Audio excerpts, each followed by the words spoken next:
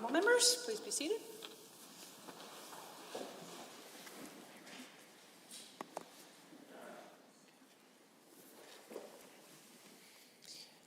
Under government motions, motion number 18, adjourn debate. Honourable Mr. Nicolaides.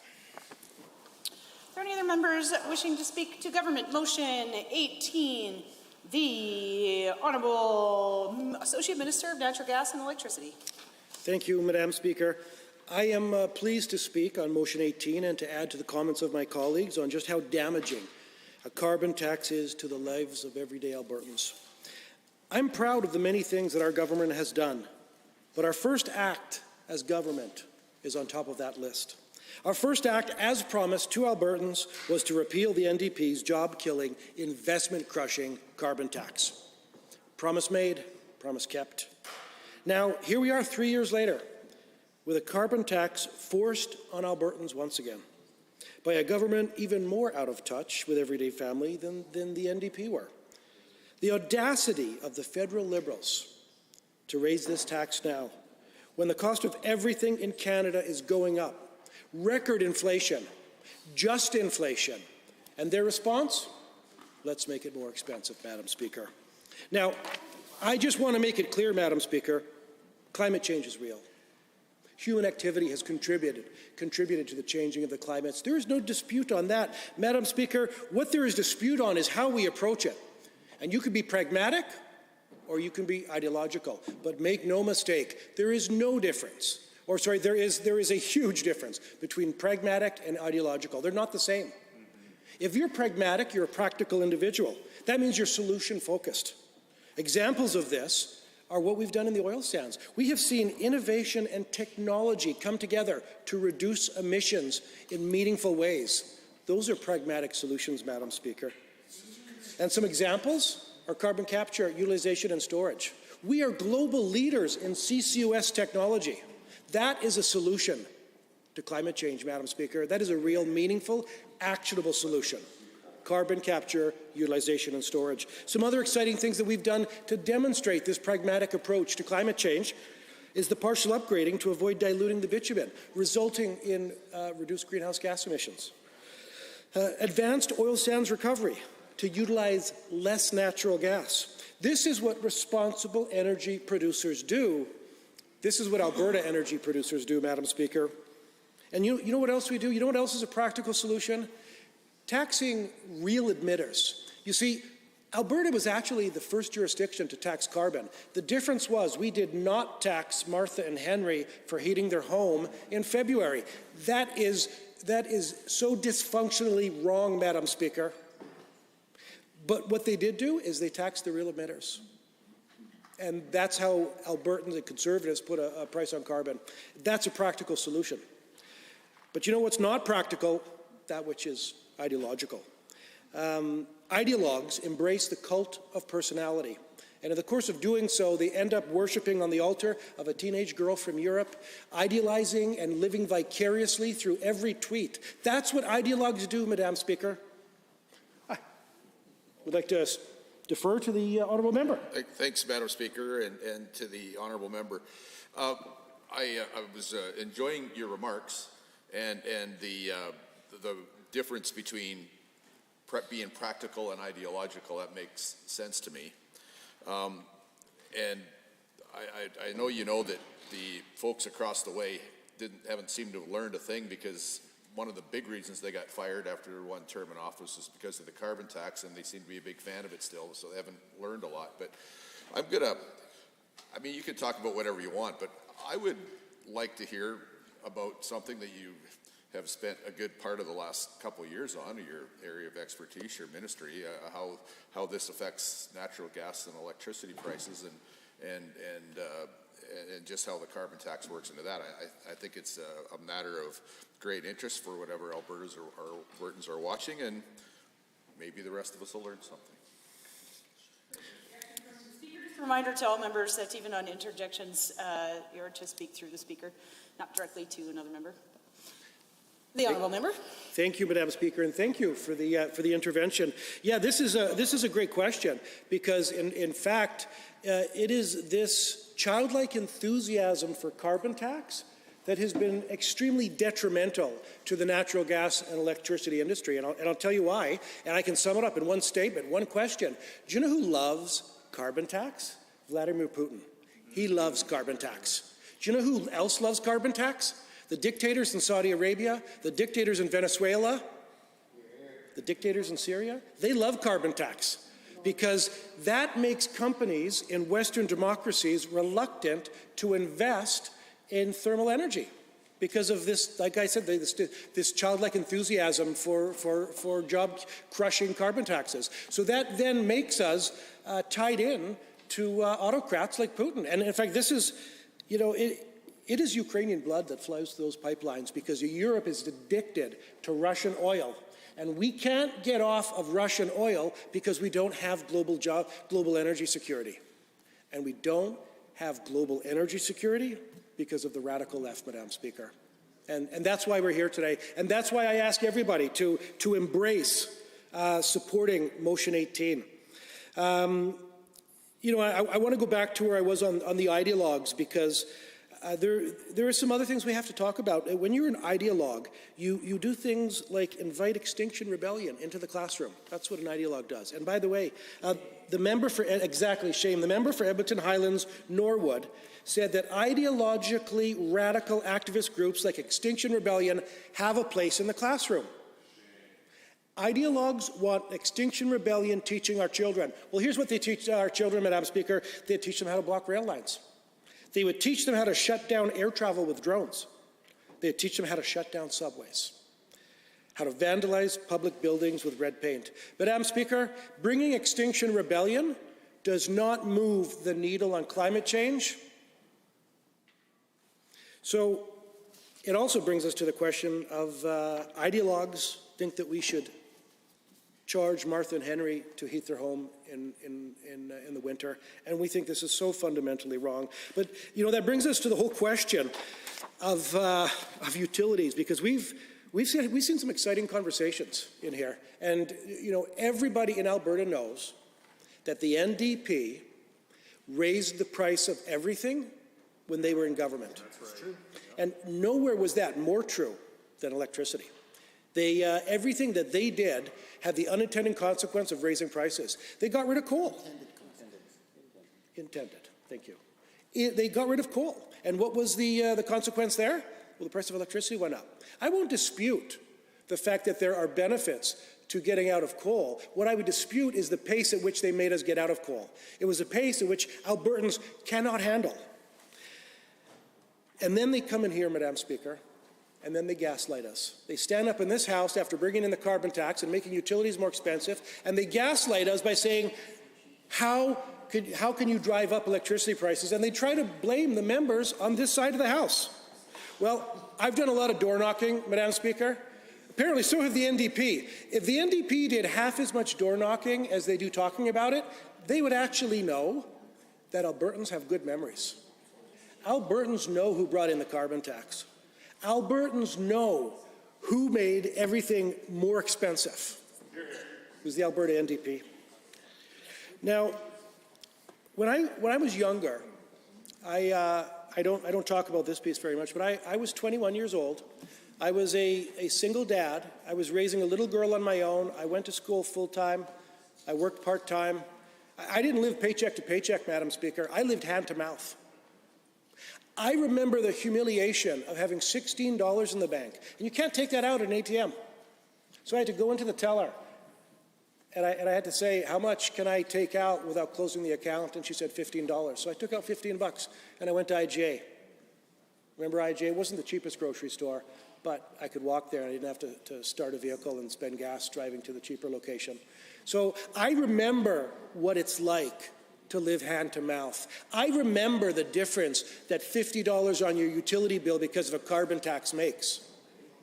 But you know, Madam Speaker, I don't think that they remember on that side of the House. And part of the reason is because there are too many Champagne socialists. Now, if you're sitting here wondering what a Champagne socialist is, I actually looked it up in Wikipedia. And Wikipedia? I know. Unassailable is the definitions in Wikipedia. Now, it's a popular epithet that implies a degree of hypocrisy and is closely related to the concept of the liberal elite. Does that sound familiar? That one and the same. That's them. Now, we're talking about individuals that like to wear $15,000 watches. I know you're thinking of Jagmeet Singh, and you're also thinking about his expensive rocking chair. In what world is it acceptable for a politician to accept a gift of an extremely overpriced and expensive rocking chair? But that is the fallacy of the Champagne Socialists. That's the leader of their party. That's the leader, exactly. That's who they take their marching orders from. And let me tell you, that leader, while he sits in his overpriced rocking chair, supports a carbon tax because he wants to make it more expensive for everyone. Now, on April the 1st, it's April Fool's Day. And we will see another increase to the carbon tax, courtesy of the Alberta NDP and their friends and allies Justin Trudeau and Jagmeet Singh. And let me tell you, it's not going to be a joke, Madam Speaker. It is going to make everything more expensive for Albertans. Now, this is awkward for the NDP. This is awkward because they try to champion themselves as the champion of the everyday Albertan. And they're trying to bring up the cause of inflation and cost of living. Well, this is their opportunity to demonstrate they represent Albertans. But, Madam Speaker, if they support our motion, then they will effectively be admitting that their carbon tax was wrong and ineffective. But the other side of the coin is, if they vote against our motion, then they'll be talking through both sides of their mouth, because they'll be standing up in the chamber saying, why are you making everything more expensive? But they'll be voting to support a carbon tax. Madam Speaker, where is the manufactured outrage that we know they're good at? Where is it? The silence, Madam Speaker, is deafening. Now, let's be very clear. The very intent of a carbon tax is to monetarily incentivize different behavior. Now, I don't know about you, but when it's cold in February, you can't monetarily incentivize me to turn the heat down. And you can't monetarily incentivize Martha and Henry to turn the heat down. It simply is a broken policy, and it doesn't work. I'm all for seeing emissions reduced, which is why our government does have additional charges on large emitters. That's the pragmatic solution that I mentioned, Madam Speaker. But what I do not and never will stand for is to tax a single parent for heating their home in winter, or for taxing seniors to heat their home in winter. The irony, claiming to care about the affordability for families while backing a policy that at its very core is meant to make life more expensive. Now, I'm going to take you back to the last campaign, Madam Speaker. And if you recall, it was buried somewhere in our campaign commitments that we were willing to support tolls in appropriate situations where it made sense. And the NDP took that message of being pragmatic and using tolls where it made sense, and they went on, I think they were on Minister Schweitzer's tour bus, and they're going across the province. Remember, I'll just remind you, I did it. names are certainly not appropriate in this chamber. Yes. I'm sure you just apologize, withdraw. I apologize, withdraw. But I apologize, withdraw. They were on that tour bus, and they're driving around the province, Madam Speaker, and they were talking, and they actually were doing more of the gaslighting, because instead of telling Albertans that, we supported it where it made sense, they were telling Albertans that they were going to have to pay tolls to take their kids to play soccer. Do you remember that? Soccer moms were going to be told to go to soccer practice. Hockey dads were going to be told every time they went to hockey practice. Absolutely. You nailed it. That's exactly what they did. What the leader of the opposition forecasted at the time was the carbon tax, because Albertans are currently told. We're told when we start the car. We're told when they turn the heat up. Madam Speaker, everything is more expensive because the NDP implemented a toll on everything that we do. Madam Speaker, we'll go back to the discussion of energy security. The truth is that this raise could not come at a worse time.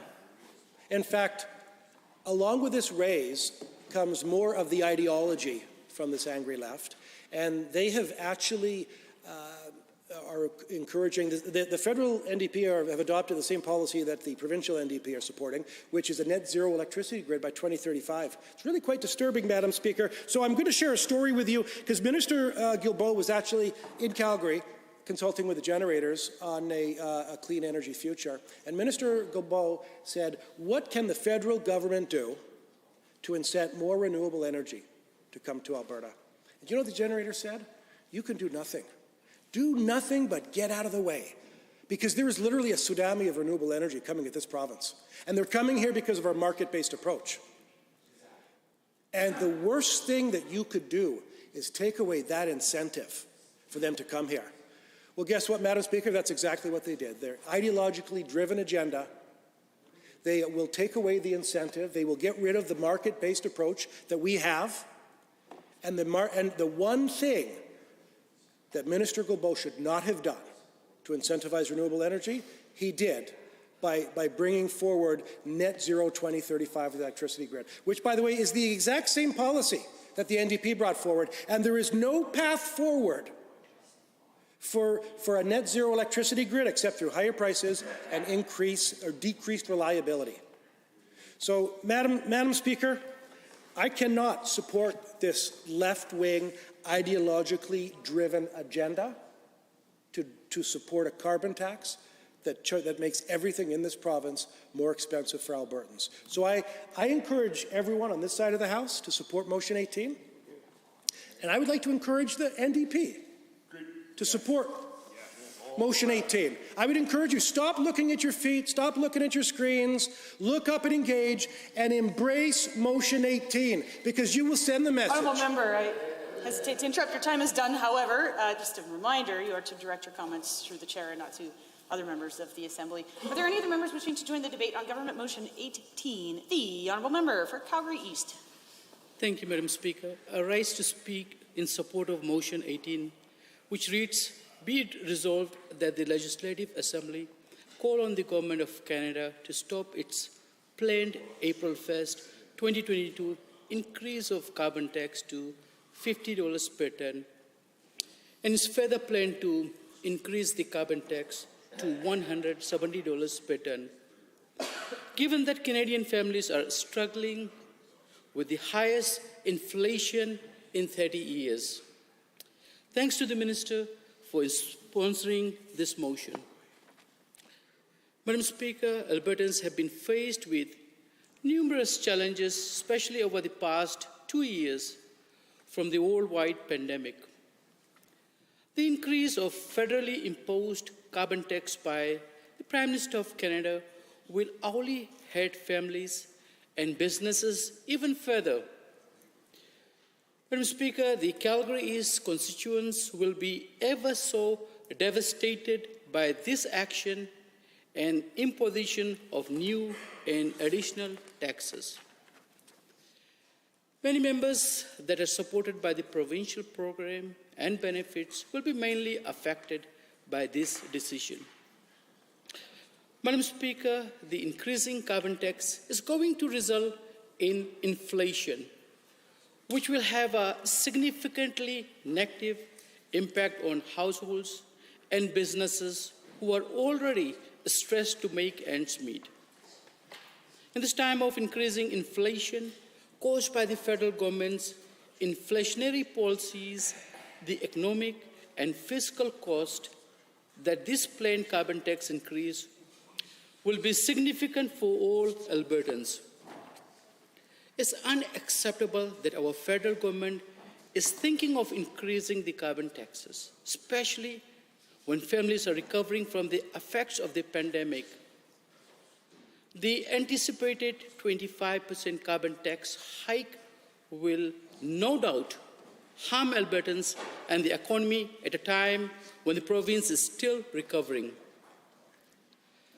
Madam Speaker, the Parliamentary Budget Office recently revealed the terrible impact of the Liberal NDP government's growing carbon tax on Alberta's household, demonstrating that once the impact of the carbon price hits the economy, the majority of Albertans will be faced with financial challenges, The rise in the carbon price is mainly a penalty for Albertans who heat their homes in our cold winters, drive their kids to school, run a business, and contribute greatly to the economy. This goes to show that the majority of Albertans will end up paying much more for their bills and daily expenses, which is unacceptable. A greater carbon price will cause the Canadian economy to decline by 2%, resulting in the loss of approximately 184,000 Canadian employment, as well as 1,540 income loss for the majority of Canadians. A higher carbon price in Alberta will mean a 2.4% drop in Alberta's GDP, which is a 8.3 billion loss and anticipated 30,139 job losses by 2030.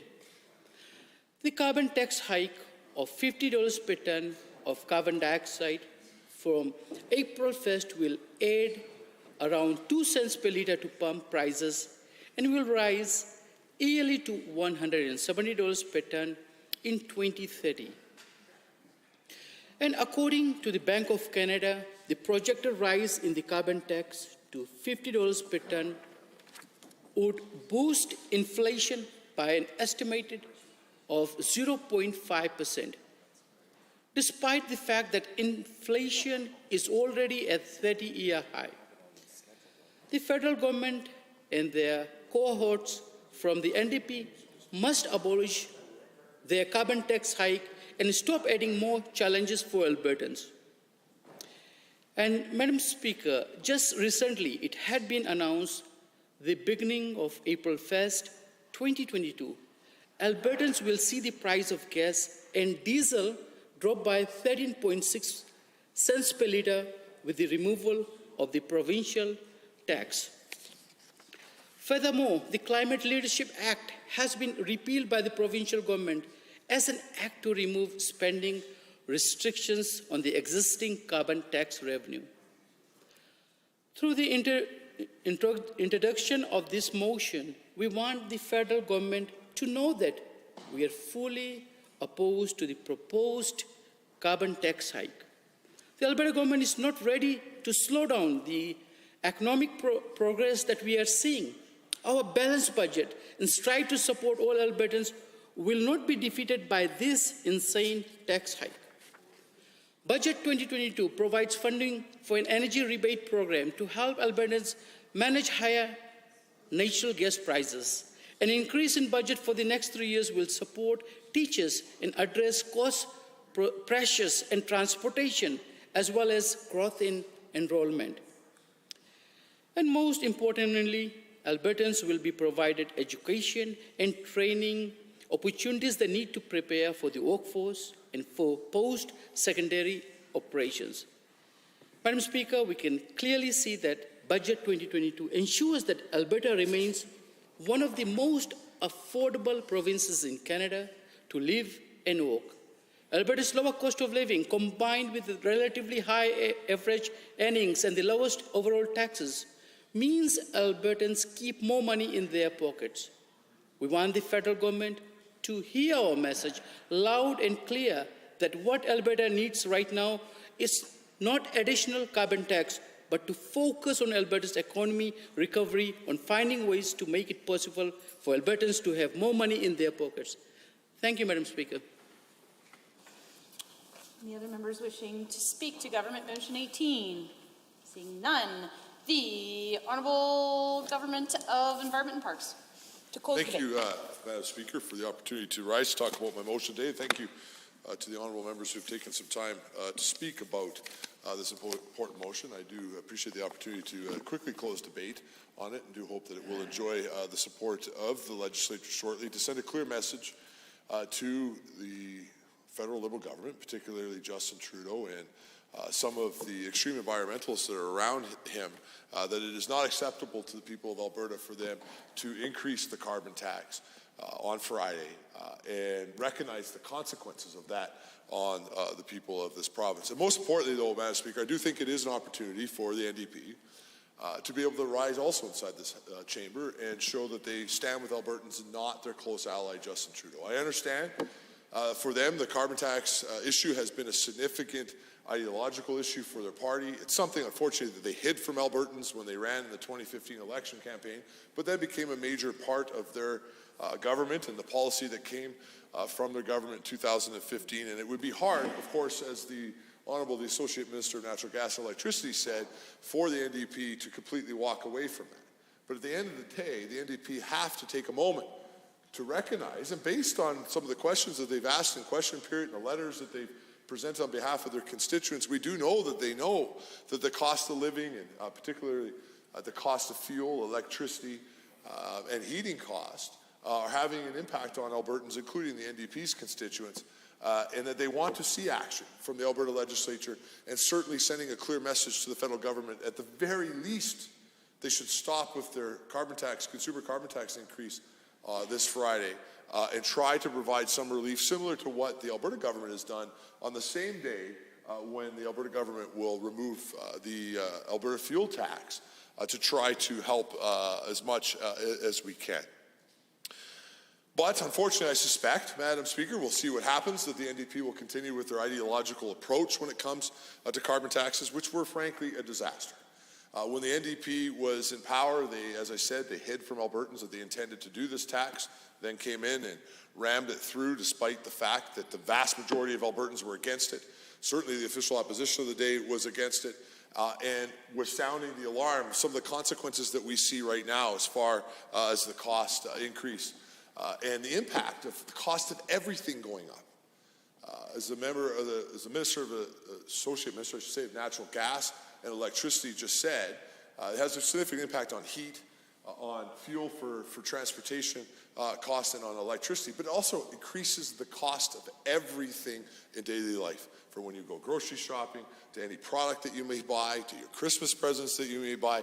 Everything in our society comes by train or car or airplane, all of which require fuel, and all of which are impacted by the decisions of the NDP and their Liberal alliance inside Ottawa to bring in a carbon tax. But if, Madam Speaker, there had been any environmental gain as a result of that decision by the NDP in Alberta, or the leader of their party in Ottawa, Mr. Singh, or their, again, close ally, Justin Trudeau, and the Liberal government, from those policies, that would at least be something that could be pointed at. But at the time, I don't know if some of the members who were not here in the last legislature will recall this, but the NDP leader, who was then the Premier, the now leader of the opposition, had an interview at the end of the year after bringing forward the carbon tax, the signature policy of her government, and was asked by reporters at year-end interviews how much GHG emissions, how much impact had there been on the environment as a result of the decision to bring in the carbon tax. And she could not state a number. How embarrassing. Could not state a number of her signature policy. Because you know why, Madam Speaker? Their policy had no impact. BC, who brought in a carbon tax in the early 2000s, has not seen any decrease in GHG emissions as a result of that carbon tax. Transportation emissions continue to go up inside the province because people have to drive, despite the fact that the NDP leader, then Premier, told them to take the bus. My constituents don't have buses in rural Alberta. But there was no environmental impact as a result of that. None at all, because their leader couldn't even say it. I mean, can you imagine?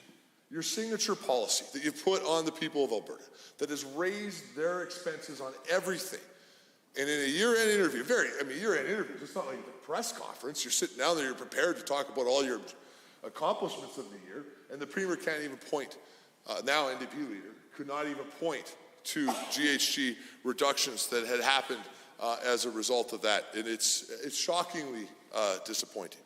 And it has not worked. Has not worked. And now what we see is this government ran on a platform to get rid of the NDP carbon tax.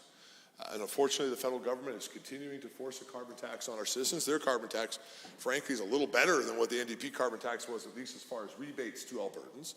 The NDP certainly took more money from Alberta pockets than the federal government is doing. But nevertheless, the federal government is still taking money out of Albertans' pockets at the very moment when Albertans and all Canadians are crying out for relief on areas like fuel and heating costs and electricity, and the federal government could at the very least not raise it this year and sit back and see if they could help. Now, do you know what the NDP spent it on? And why? Some of you may not know this, but the NDP spent a tremendous amount. In fact, when I became environment minister, I had to clean up a lot of this mess. But they focused their time buying people light bulbs and buying them shower heads. And as a rural Albertan, we were very frustrated.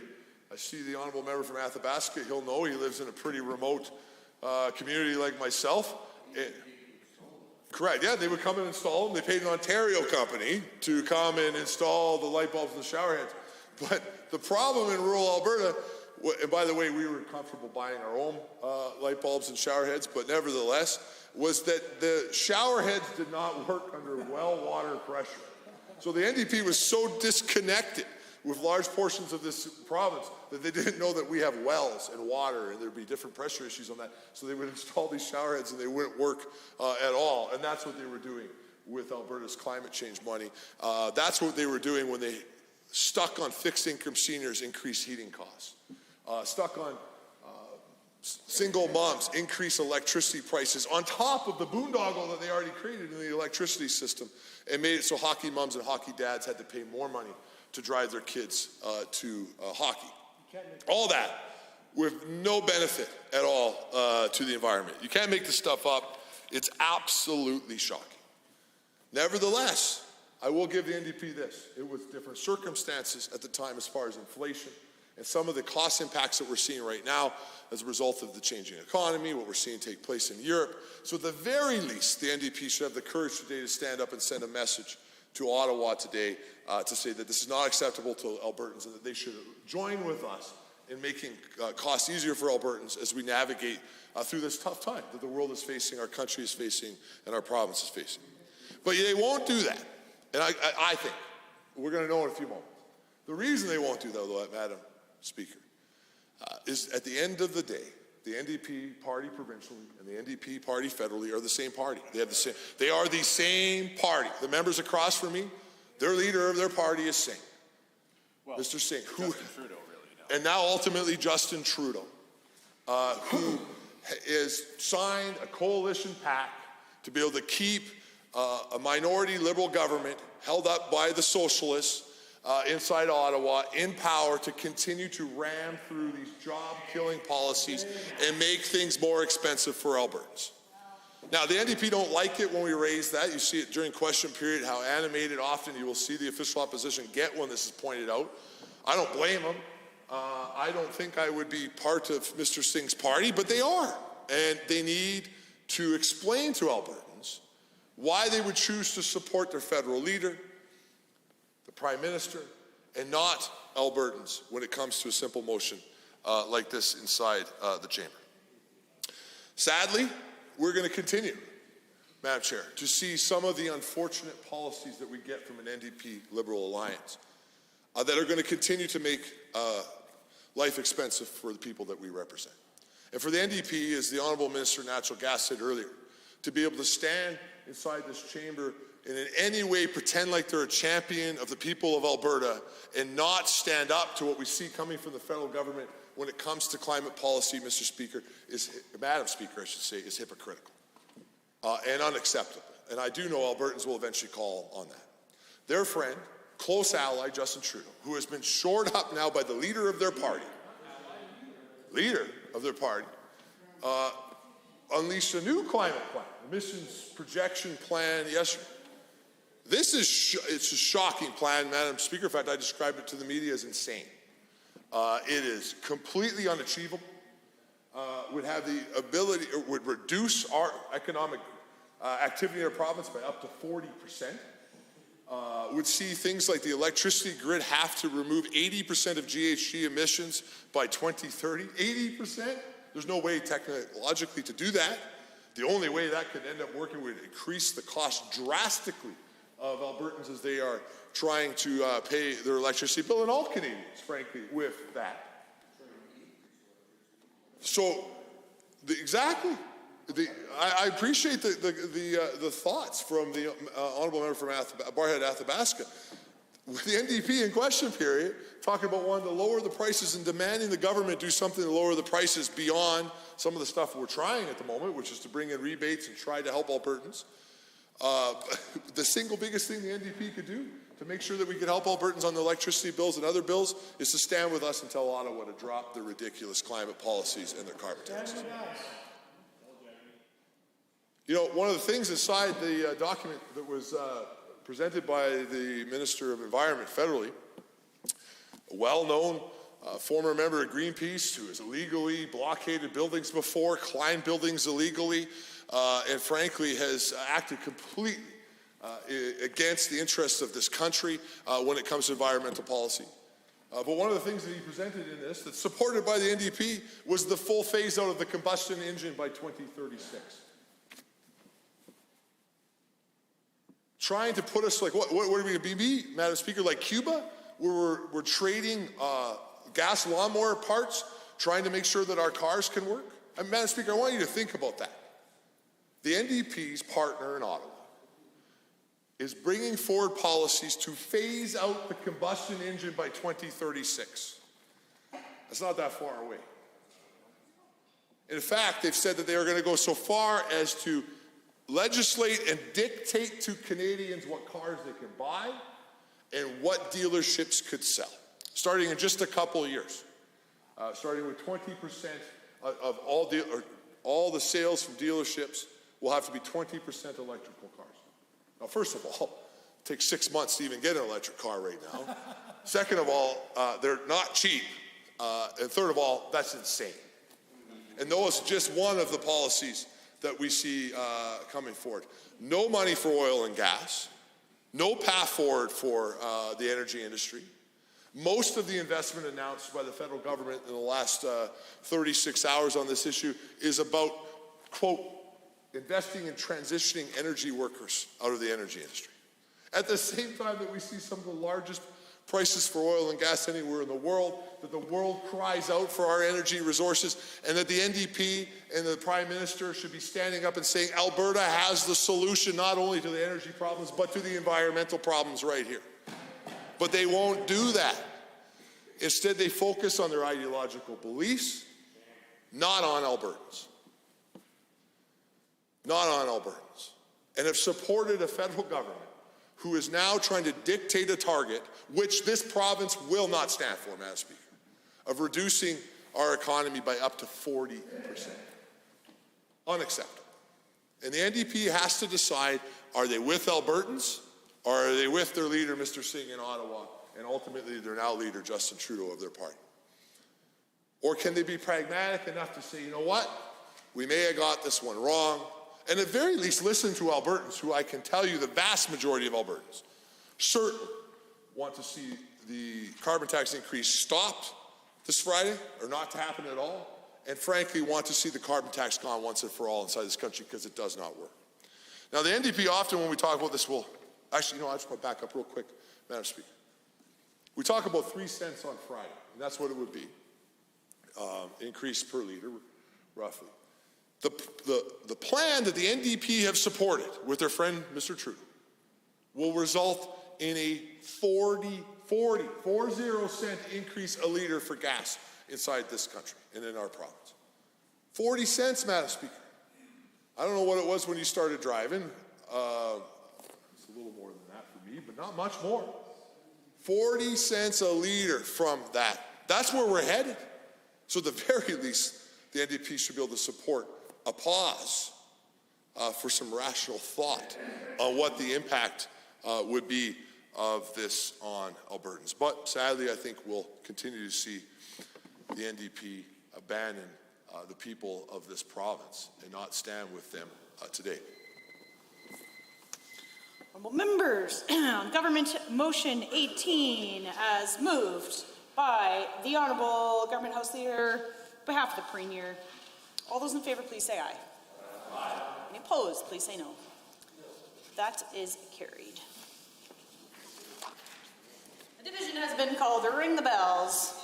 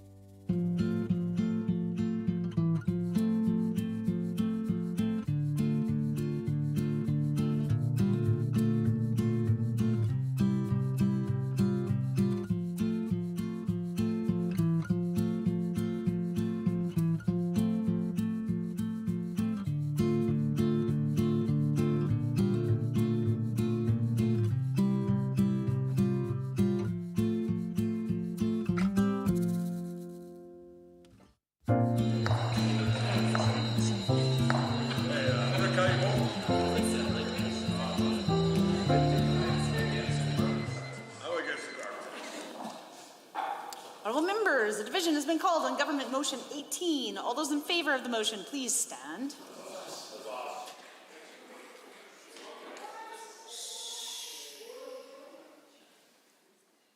The Honourable Mr. Panda, the Honourable Ms. Schultz, the Honourable Mr. Nixon, the Honourable Mr. McIver, Mr. Churton, Mr. Amory, the Honourable Ms. Pond, the Honourable Ms. Isaac, the Honourable Mr. Nally, the Honourable Mr. Yassine, the Honourable Ms. Furr, Ms. Lovely, Mr. Van Dyken, Mr. Rain, Mr. Yao, Mr. Reid, Mr. Smith, Mr. Walker, Mr. Newdorf, Ms. Rosen, Mr. Williams, Mr. Tour, Mr. Singh, Mr. Rosewell, Mr. Stefan. All those opposed to the motion, please stand.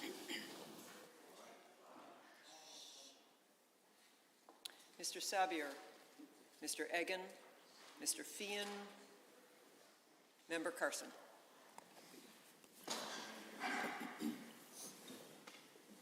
Madam Speaker, total for the motion 25, total against 4. Honourable members, that is carried. Committee of the Whole.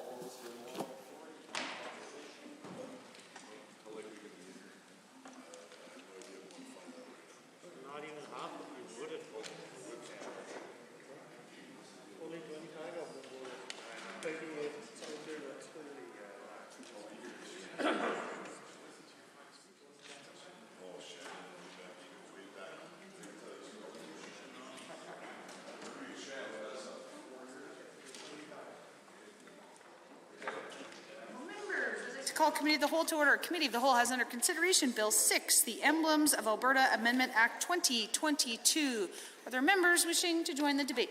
The Honourable Member for Edmonton Rutherford. Thank you, Madam Chair. I appreciate the opportunity to speak to this particular piece of legislation. I know it's not the biggest piece that we have before us, but it's still an interesting piece.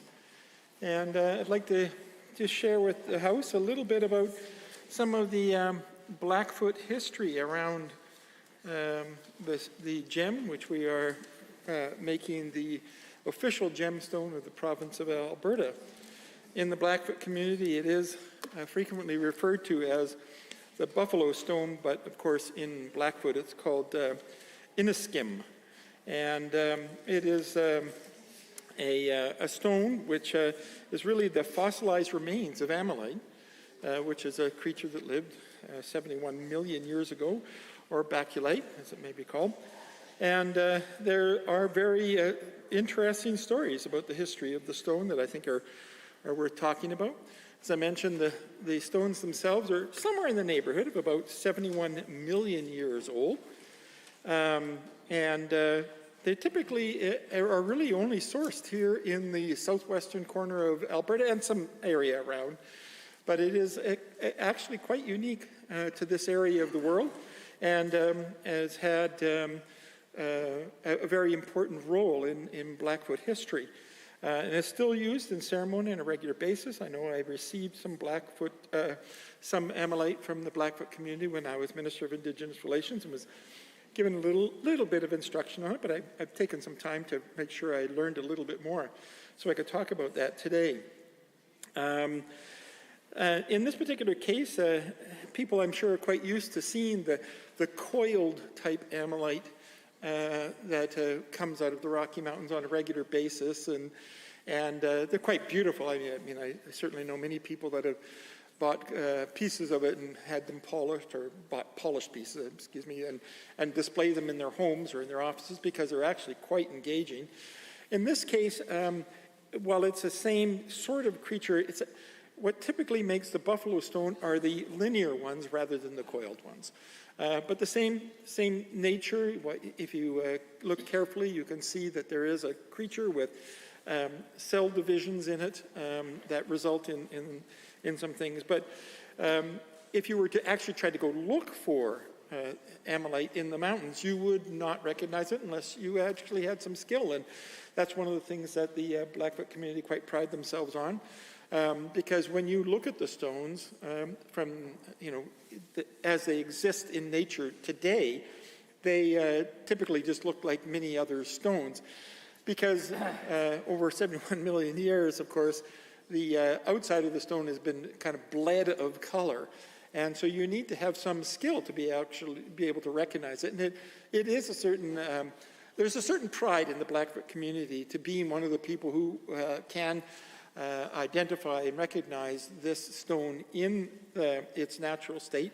And of course, when you scrape off the outside and cut it deep and then polish it, you get the quite engaging, multicolored, rainbow-like, iridescent stone that we recognize and you can buy in many places in the world, as amylite.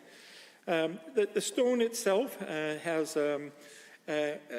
because it is linear, can sometimes actually have the look as if there is a buffalo in it, because the little cell divisions kind of can look like legs and a large-headed animal. And so it is often referred to as the buffalo stone. But more than, and of course, the appearance, there is a lot to be said about the actual relevance of the stone in the Blackfoot community. And one of the elders in the Piikani First Nation, a man by the name of Troy Knowlton, has publicly shared this story. So I'm going to share some of it with you. It's not my story, and I don't claim ownership of it.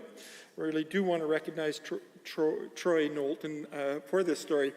But I was referred to Troy when I was asking a little bit about the understanding. But Troy's story is that over 1,000 years ago, that there was a particular Blackfoot clan in the area that we now refer to as southwestern Alberta that was going through an extremely difficult wintertime. And the buffalo just weren't accessible. And of course, other animals like deer and rabbits and so on were scarce and hard to find. The snow was very deep and it was very difficult.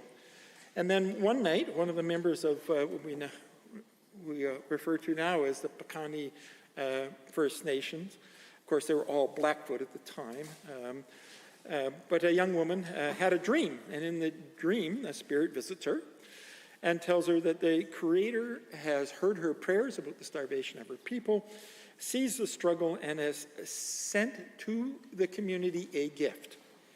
And this gift would come in the form of a stone called Inniskim, or buffalo stone, as I've said.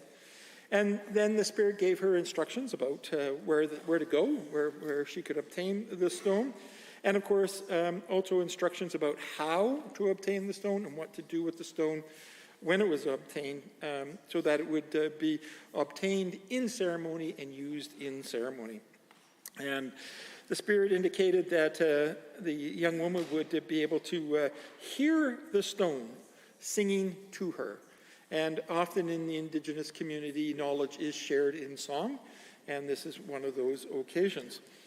So she woke up in the morning and told her partner, her husband, that she had this dream, and told her, and he told her that she must go and find the stone and bring it back to the people because it was a gift of the Creator and would help them in their plight of starvation at the time. So she headed out, and indeed she did hear the stone as she headed down the valley, and followed it until it got louder and louder and louder, and finally brought her to a small stone just sitting there waiting for her. Then she picked up the stone, brought it back to the camp, presented it to her husband, and told her husband, this is the gift. And then they had to make some decisions about what to do now, and of course, immediately they then prepared ceremony to accept the gift of the stone into their community through prayer, as she'd been instructed by the Spirit who visited her. She said that there were two particular signs that the gift of the stone was in fact going to resolve their problem. The first was that there was going to be a storm that came in from the north, and as a result, the community was told to tether down their teepees and to take all their personal belongings in because there was going to be this horrendous storm coming in from the north. And the second sign was that the buffalo was going to come in and wander into the camp at night, but they're not to harm the buffalo that night. Wait until the storm had come in. And so, obeying all of the strictures given to them by the Spirit, they did as they were instructed, brought the stone in through ceremony, waited, and indeed the buffalo did come through camp. The snowstorm did come, and in fact the next morning a large number of buffalo were trapped in a large drift section of snow, and then it was possible, because the buffalo had been trapped by the snow, it was possible then for the community to go out and hunt the buffalo and to feed their families and to sustain themselves through that terrible, difficult winter. So you can see that there is a lot of history to this stone for the Blackfoot community, the Blackfoot First Nations in this province.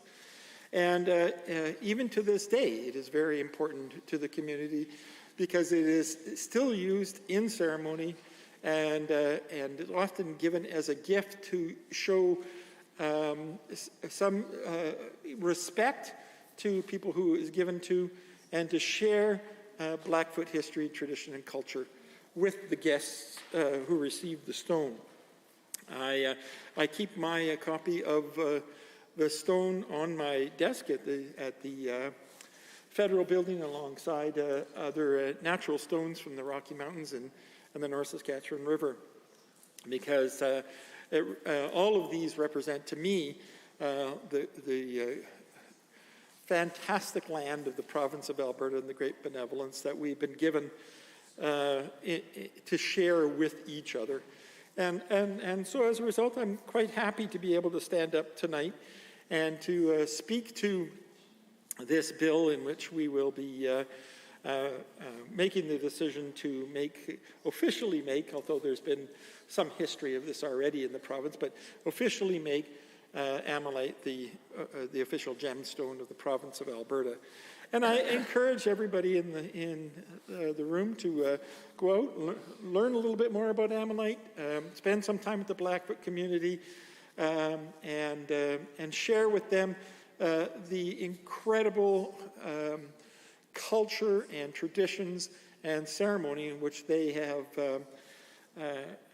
sustained through very difficult times imposed on them through the colonization of North America, and yet have found themselves in this very positive place of respect and self-respect and pride of their future. And I certainly would, hope that all the people in this legislature would share with the Blackfoot community their culture and their expectations of a good future ahead, just as happened with the Spirit sending the stone to the Blackfoot community in order to sustain the community through rough times. I think that we, as members of this province, need to reflect on how we help to sustain the Blackfoot community, and indeed, of course, all First Nations communities through the difficult times, particularly the difficult times that we have imposed on them as a colonialist society, and seek to pursue some reconciliation with the Blackfoot community so that we can come to a better place, a place of mutual respect, a place based on ceremony, and a place based on achieving a fair, equal, and a respectful relationship into the future. Thank you very much. Are there any other members that wish to join the debate on Bill 6, the Honourable Member for Edmonton North West? Well, thank you, Madam Chair, and thank you to the Honourable Member from Edmonton Rutherford for sharing that story. It's interesting to see how the Blackfoot culture has integrated the Ammonite into stories, and stories often, of course, are instructive, right? And part of what I gathered from that story you just shared with us is that by listening to the world as it unfolds around you and being present and able to take the time to know those things, then you should be rewarded, and could be rewarded in with in that case sustenance and so forth. And it's interesting to not see the story as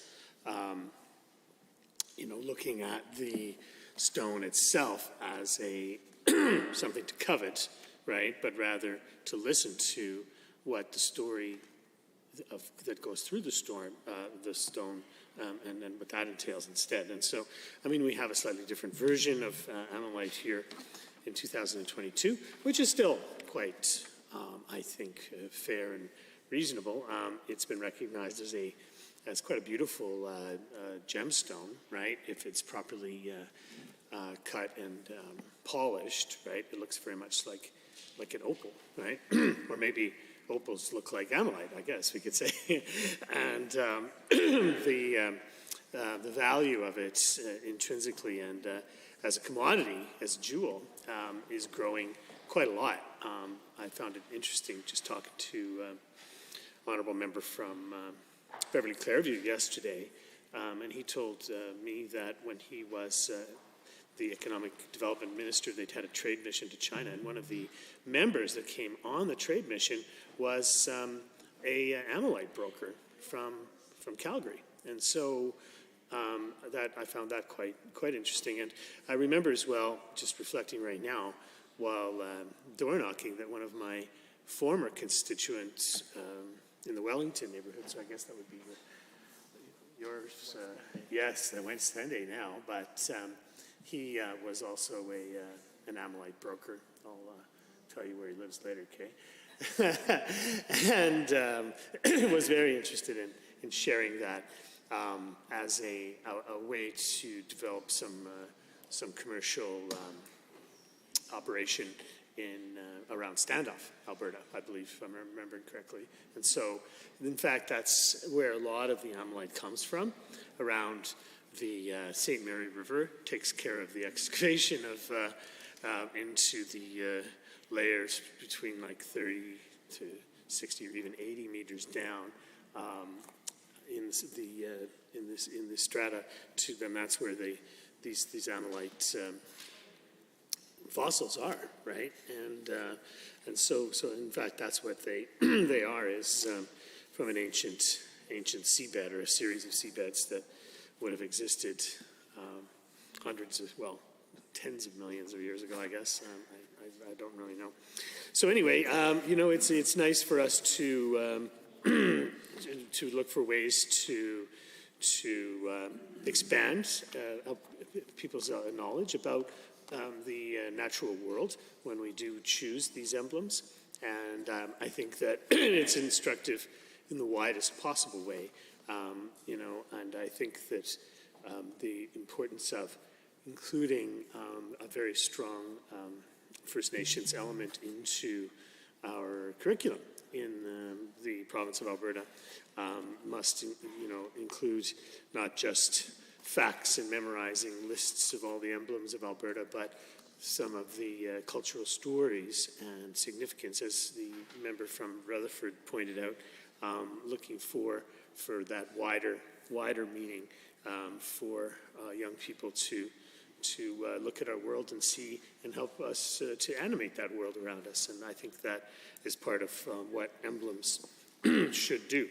And so, we certainly are supportive of this initiative, and I hope that we will be able to create an education component to this, cultural element to it, and indeed an economic element too. There is, I think, potential for careful, sustainable harvesting and development of ammonite here in the province, and I know there's certainly a good market for for it, not just in North America, but around the world as well. As I had mentioned last night, that I saw it being bought and traded in Thailand, right? And people were very interested in it because of its inherent beauty and rarity, and so a novelty as well. So lots of ways by which we can approach this emblem, and I'm certainly happy to support the bill. Thank you. The Honourable Member for Calgary, McCall-Boular. Thank you, Madam Speaker. I rise to speak to this important piece of legislation. And let me thank both my learned colleagues, MLA from Edmonton Rutherford and an MLA from Edmonton Northwest, for their remarks. And I haven't heard the government side participating in this debate, so I would have recognized those colleagues as well, but it's my first opportunity to speak to this piece of legislation. When we designate something as official,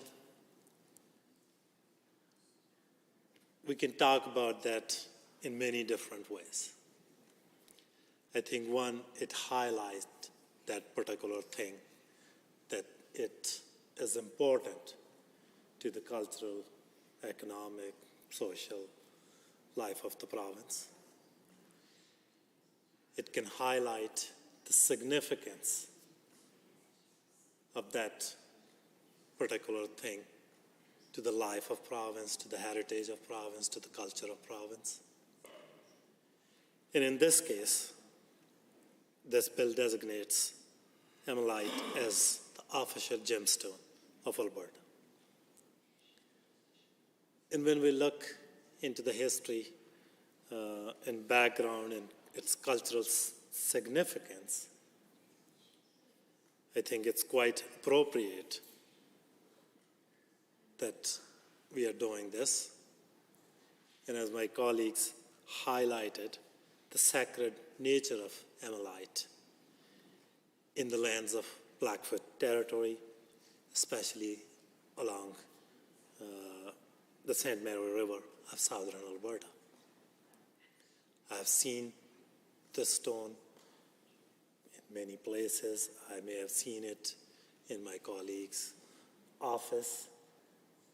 But I think before hearing this debate, before thinking about this bill, I didn't know and think about this 700 million year old history of the stone, its official status as gemstone, that history, where it's found in Alberta, why it's referred to as buffalo stone, and how Indigenous communities were able to even recognize these stones without this modern technology so many years back. So this provides us with an opportunity to highlight the rich Indigenous heritage. This is one way of doing it. There are so many other ways that we can do that. And in the spirit of this bill, we can inform the work that we need to do in order to implement the recommendations of Truth and Reconciliation Commission. Because we know that Indigenous people were here from time immemorial, and they have a rich history, they have rich traditions, they have wisdom, they have knowledge, they have skills that we can all learn and benefit from. And at the same time, we do know that we have a long history of colonization, that we have a long history of injustices that were imposed upon the Indigenous people.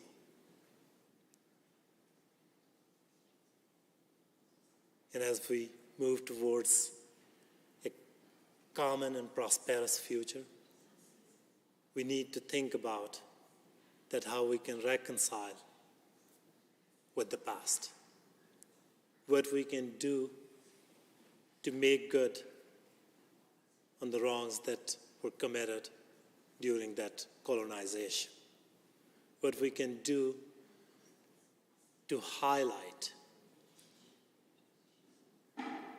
and revitalize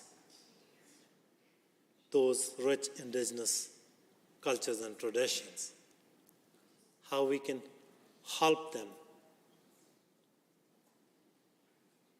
gather that historical evidence, gather that history that we can all learn and benefit from. For instance, as my colleague from Edmonton, Rutherford, mentioned, that indigenous communities were able to recognize this stone informations without the modern technology.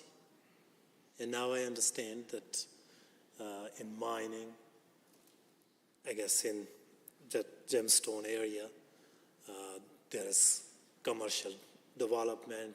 There is so much development in terms of how we mine them, how we recognize them, how we grade them. There is so much technological developments which were not present, for instance, 100, 200, or 300 years ago. And certainly, there was some wisdom.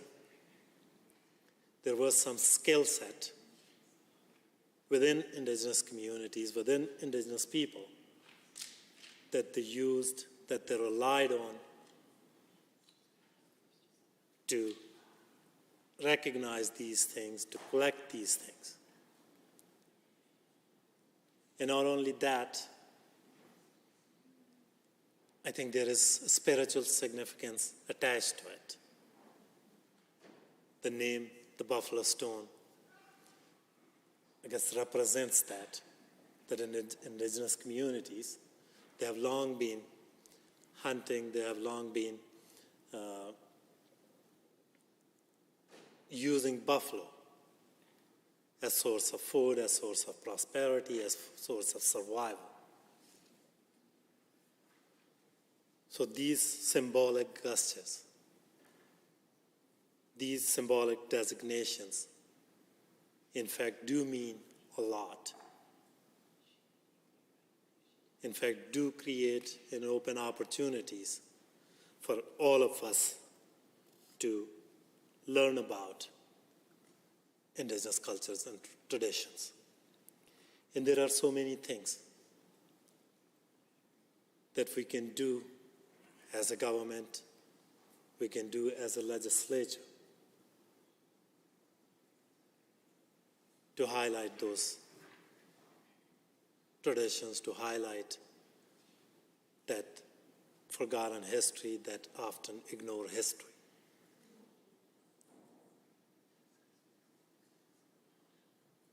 And we can start essentially from implementing the recommendations of Truth and Reconciliation Commission. But I guess the attitude that this government had from the very beginning they became government towards indigenous culture and communities was, first thing that they stated their position on was that it's not really important to recognize treaty land that was recommended by Truth and Reconciliation Commission. And those recommendations, I think, were made in the spirit, same spirit that this bill is put forward, that we recognize indigenous communities, we recognize their presence, we recognize our relationship with those communities, their treaties, their rights. And in 4 years, when we were in government, I think, then Premier, now the leader of the official opposition, made sure that all public events where government representatives, where Minister of Crown were speaking, that they start their speech, start their remarks by recognizing the treaty lands. Again, it was symbolic, but it has deep meanings. That's why we do that, and why we need to do that. And this government completely abandoned that.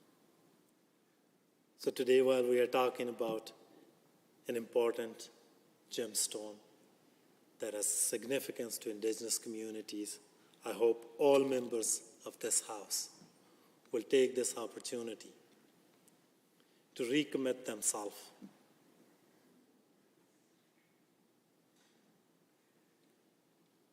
to work for, to use their possession to further reconciliation, to use their voice at every opportunity to highlight Indigenous culture, Indigenous traditions, and those injustices that were imposed on them, and stand up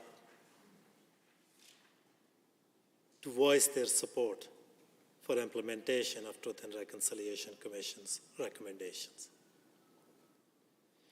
And I think this bill is a good piece of legislation. It's a good gesture that we are recognizing Amalite as Alberta's official gemstone, because Alberta's history is Indigenous history. Alberta's culture is Indigenous culture. These communities, these tribes, these First Nations were there long before any of us immigrants were here. Then a couple of other things that would have been helpful had Minister made some comments around that. I understand that designating this as official gemstone highlights the significance of this gemstone. It will also impact how it's viewed by Albertans. It will create relevance in their mind, and it may increase in demand for this gemstone in Alberta. So has government considered how demand will be impacted, and have they consulted with Indigenous communities, Albertans at large about that how that will be managed? And I think another thing that I want to mention as well is that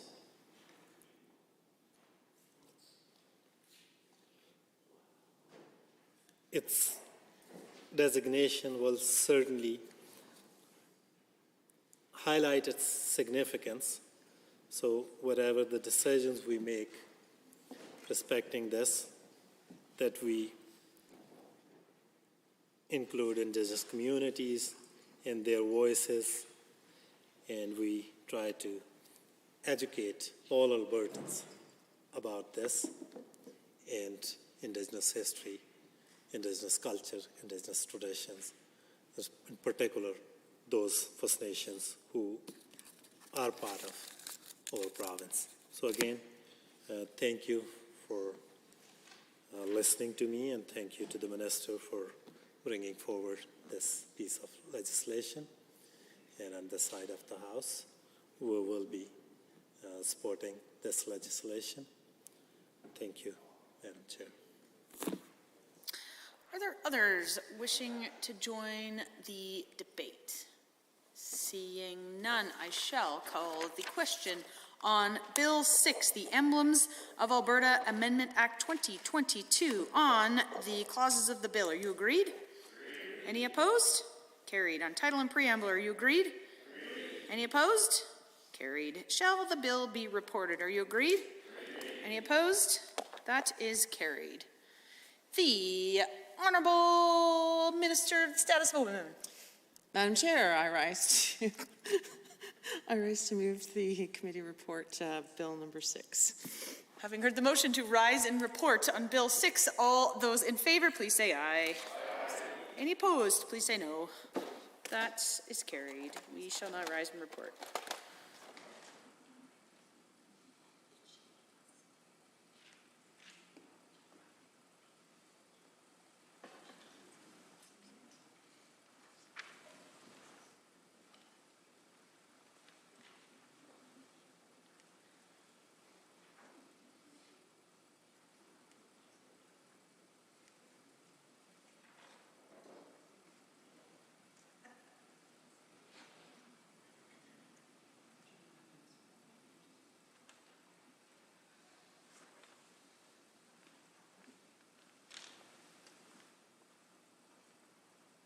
The Honourable Member for Camrose. Madam Speaker, the Committee of the Whole has under consideration a certain bill. The committee reports the following bill, Bill 6. Does the Assembly concur in the report? All those in favour, please say aye. Any opposed, please say no. That is carried. Under Government Bills and Orders for second reading, Bill 2, Financial Statutes Amendment Act 2022, adjourned debate. The Honourable Mr. Nally. The members are wishing to join the debate on Bill 2. The Honourable Member for Edmonton, Rutherford. Oh, thank you very much, Madam Speaker. I appreciate the opportunity to speak to Bill 2. I think that we need to take this as an opportunity to talk a little bit about the government's record in terms of finances in this province. I am very concerned that they seem to take delight in having lucked into an international event of rising oil prices. And at the same time, they chastise others for the rising cost of inflation, which doesn't make much sense, that you would celebrate one and chastise the other, because of course they're quite closely tied together.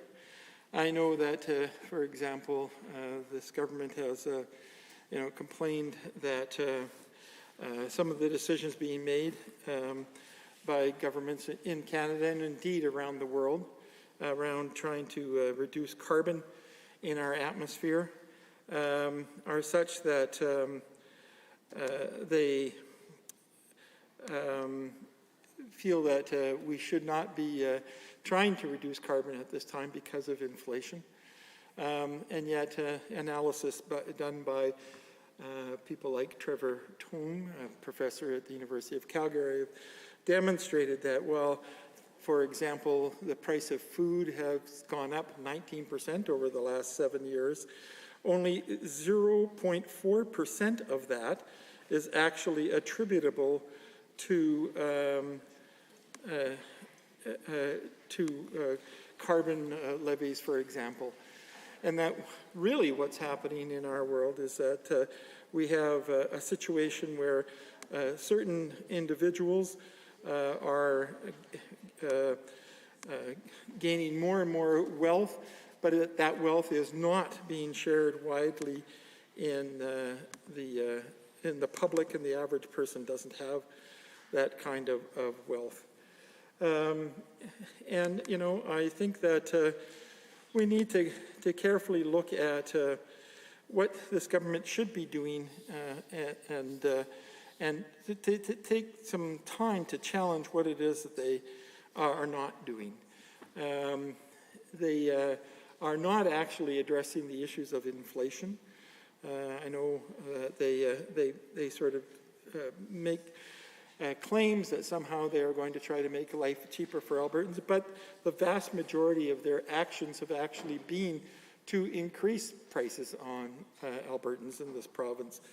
For example, we have seen a dramatic increase in utility bills in this province, and this is directly related to the removal of the electricity cap that was put in place by the previous government. And we see people's bills go up by, in many cases, by multiples of what they used to pay. People suddenly having to pay $300, $400, $500 more than they used to. And we know, of course, that the government has suggested that they will, for 3 months only, give $50 a compensation to people in the province. But of course, if you are paying $500 a month, $1,500, and you get $150 back, that's a pittance. Or as one member of the government side actually described it, it is paltry. And of course does not address the inherent issue at all. You know, we have a government that has just sort of allowed people in the province of Alberta to be victims to the treacherous winds of change that have been occurring over the last little while. We've seen them take the cap off of not only utilities, but also, for example, insurance, where we see the vast majority of people experiencing dramatic changes in their car and their home insurance. I know that the Minister of Finances has suggested that this year, a few of the mini companies have started to reduce their rates, but that is only after last year they put the rates up dramatically. So if you put something up by 10-fold and then you reduce it down by 1-fold, you still have a 9-fold increase. You know, you can celebrate that temporary or late to the game decrease of a little bit by only a few, only a minority of the insurance companies, by the way, a significant minority. It's not like it's even close to being half. It's not even close to being a tenth of the companies in this province. And they all benefited from this dramatic increase over the last year, which seems, you know, a little bit ironic given the fact that things like motor vehicle accidents actually decreased over the last year because people were staying home a lot more than they were in the past. So while actual costs were going down, the price of insurance was going up. And you know, it certainly is the kind of thing this government should be complaining about. But they like to complain about a 0.4% increase on our food, but they're not prepared to complain about a 400% increase on our car insurance. You know, it's very problematic that this government has made the decision just to allow people to be subject to these kind of dramatic changes, when we know that the only people that are benefiting are a very small segment of society. And many of those people provide little or no return. Many of the companies that have made great fortunes over the last couple of years have been companies that pay little and often zero tax here in the province of Alberta. And this government has done nothing to try to resolve that problem. Companies that are not contributing to the well-being of citizens, do not help us to build our health care, do not help us to build our education, and yet take huge amounts of money away from our local businesses. And I think that that's a big problem. And I've spoken about this in the House before. This government really seems to celebrate large, successful international corporations, constantly gives them money, $4.7 billion in their first year, and subsequent monies ever since, and allows them to increase their prices and quite simply gouge the citizens of the province of Alberta on a regular basis. And at the same time, often those very same companies are actually taking business away from small businesses here in Alberta.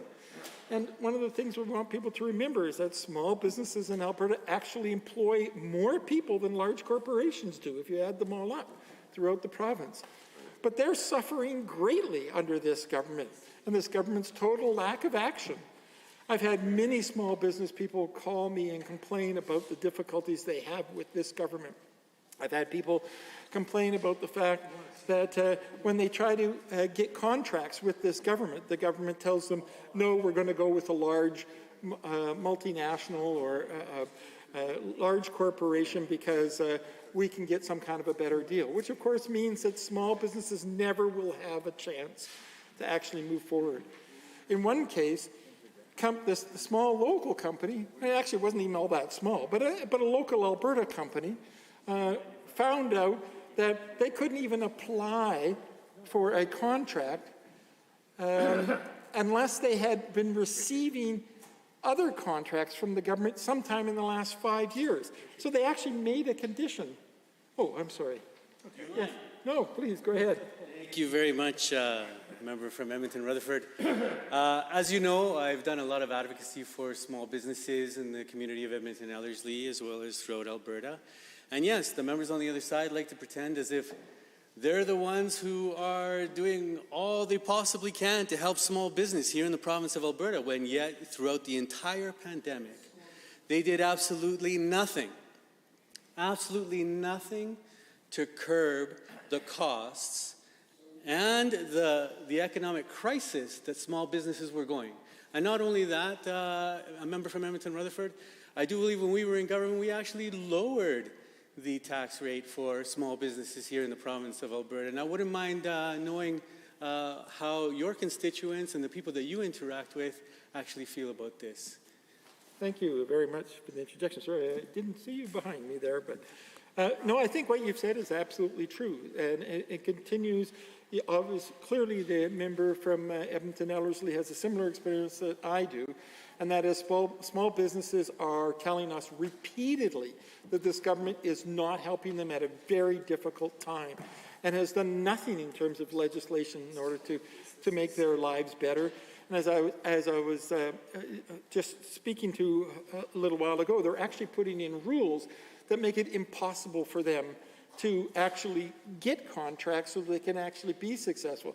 If the rule is that you had to have received a contract from the government within the last 5 years, inevitably, all of the small businesses will lose out because they all will be with the big companies that have received contracts in 5 years. And eventually we'll get to a place where no small business can ever enter in because that 5-year period has passed. And you know, that's the kind of thing that I think is just, you know, absolutely terrible for this government to allow to happen. In fact, for this government to impose.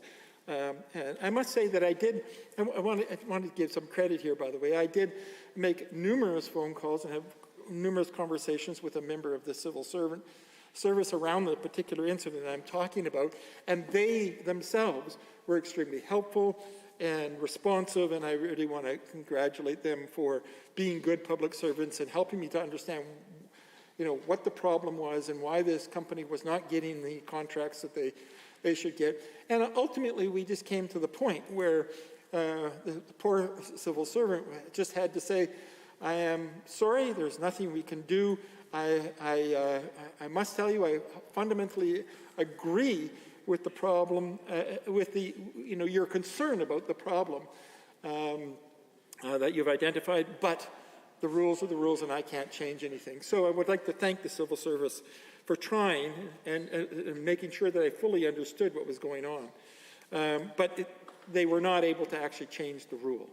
And I think that that's very problematic. I have had other businesses come to me, for example, and say that they were supposed to be receiving some monies during the COVID crisis, and they made the appropriate applications and did receive money on the first round, but on the second round, without knowing it, they filled in the form and sent it in using an iPad, and it turns out the government system would not recognize an iPad for, I don't understand the technical reasons why, but didn't recognize them. And so officially they had not applied, when indeed they had applied. And so when it was discovered that this was actually a problem with the government's program, because there were multiple small businesses that did not receive the grants that they were supposed to get, even though it was identified as a government issue in terms of their program, the small businesses were still told, well, sorry, you didn't apply at the time that you were supposed to get it, so you miss out on the second stage of the grant application.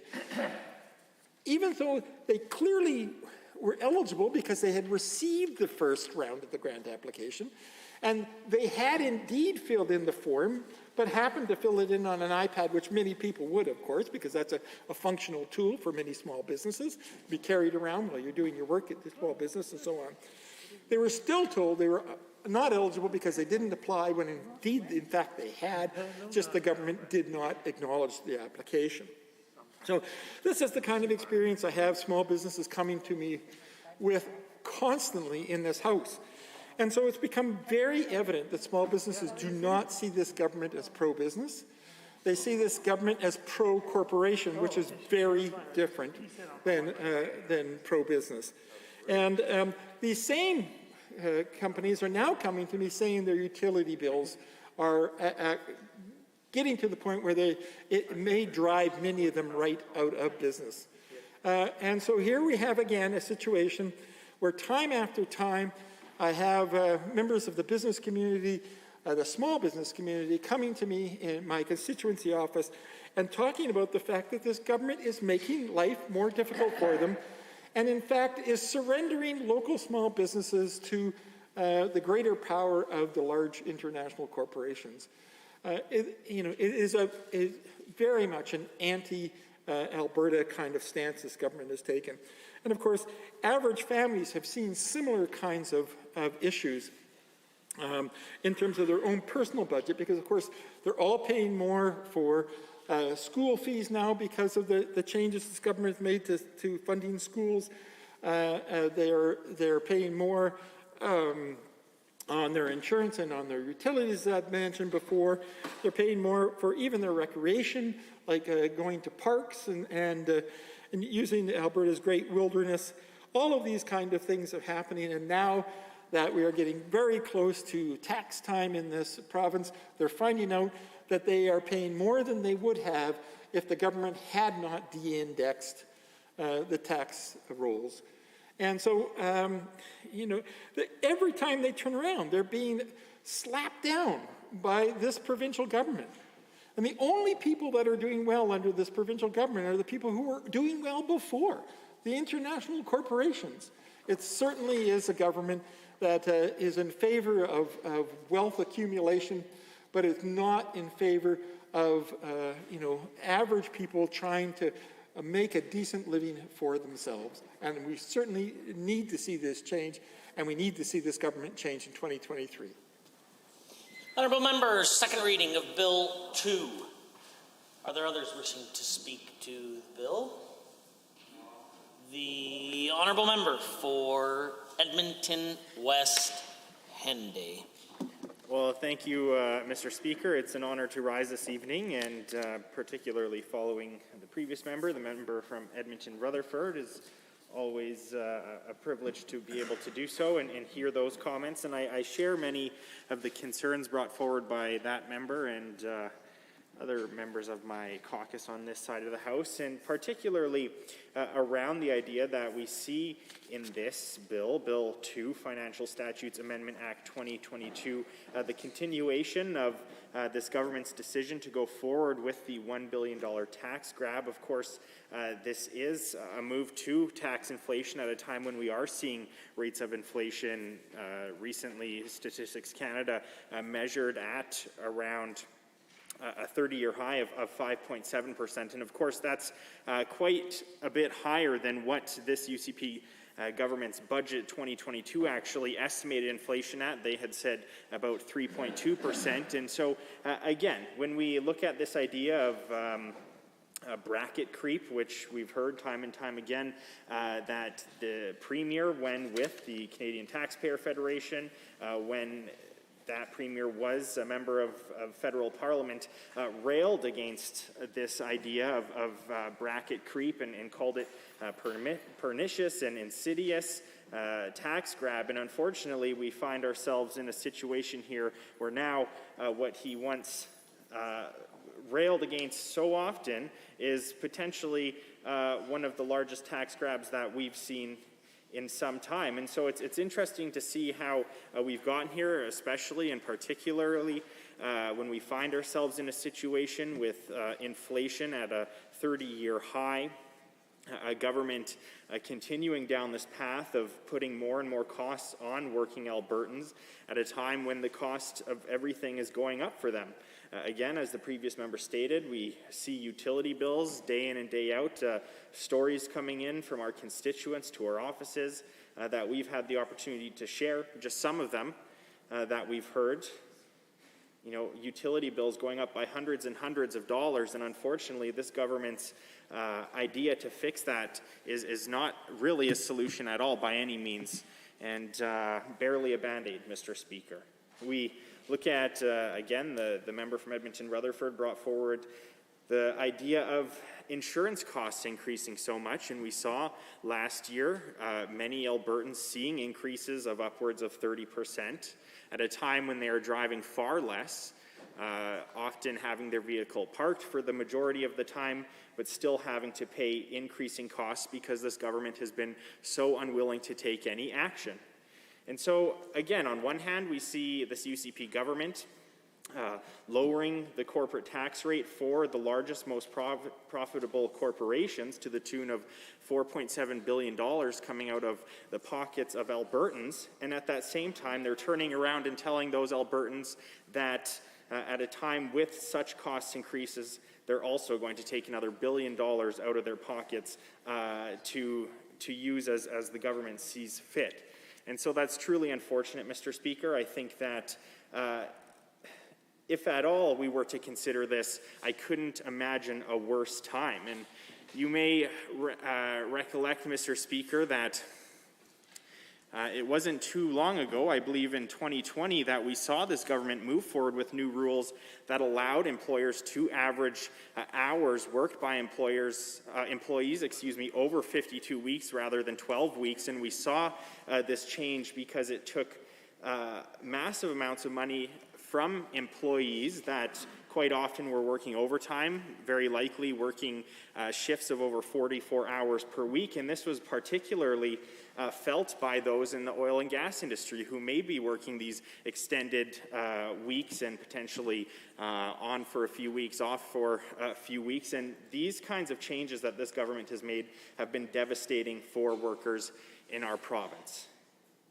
And so at the same time as we see overtime dollars being reduced for employees across the province, for those who may be lucky enough to have seen an increase, even a modest one, Mr. Speaker, we are now, this UCP government is now going to be taxing them more through the idea of bracket creep. And so by no means do I see myself being able to support Bill 2, the Financial Statutes Amendment Act 2022, because this is, in reality, the decision to move forward with the idea of bracket creep, and it's truly disappointing.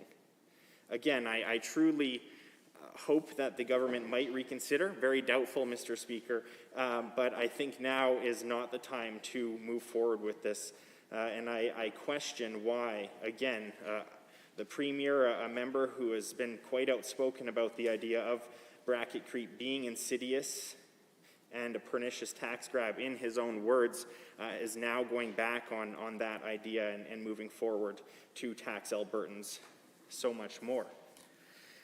Again, when we look at some of the other changes that this government has made at a time when inflation is at a 30-year high, particularly around the Alberta Child Family Benefit, we're seeing families losing upwards of $450. And again, we've brought up the idea of those trying to take care of their families and as well as those on or those receiving funds through AISH and Alberta Works.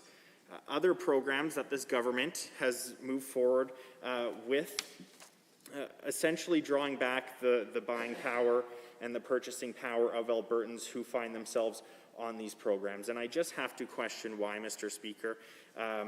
This government has found itself in a situation based on oil prices being at over $100 at this time, and that's great, but unfortunately the Albertans who are depending on this government to support them are not seeing the benefits of that balanced budget.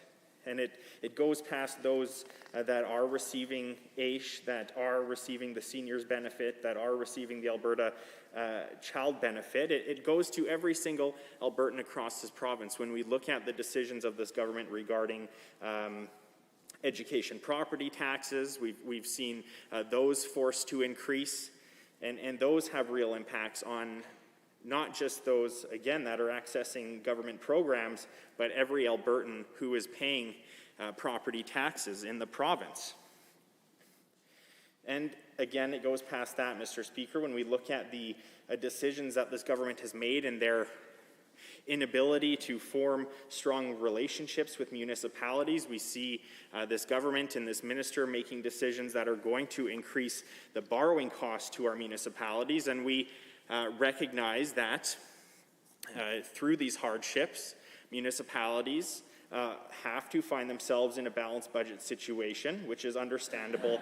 But again, when the government is making decisions that is going to increase the interest on their borrowing rate, that is only going to be downloaded onto every Albertan. Albertans of all stripes, Mr. Speaker. And so again, when we look through this legislation, while there are sections that are less consequential than others, to some extent we see this as an omnibus bill that is affecting many acts, but unfortunately specific to the $1 billion bracket creep tax increase that we're seeing put forward by this government, it makes it impossible to support this legislation.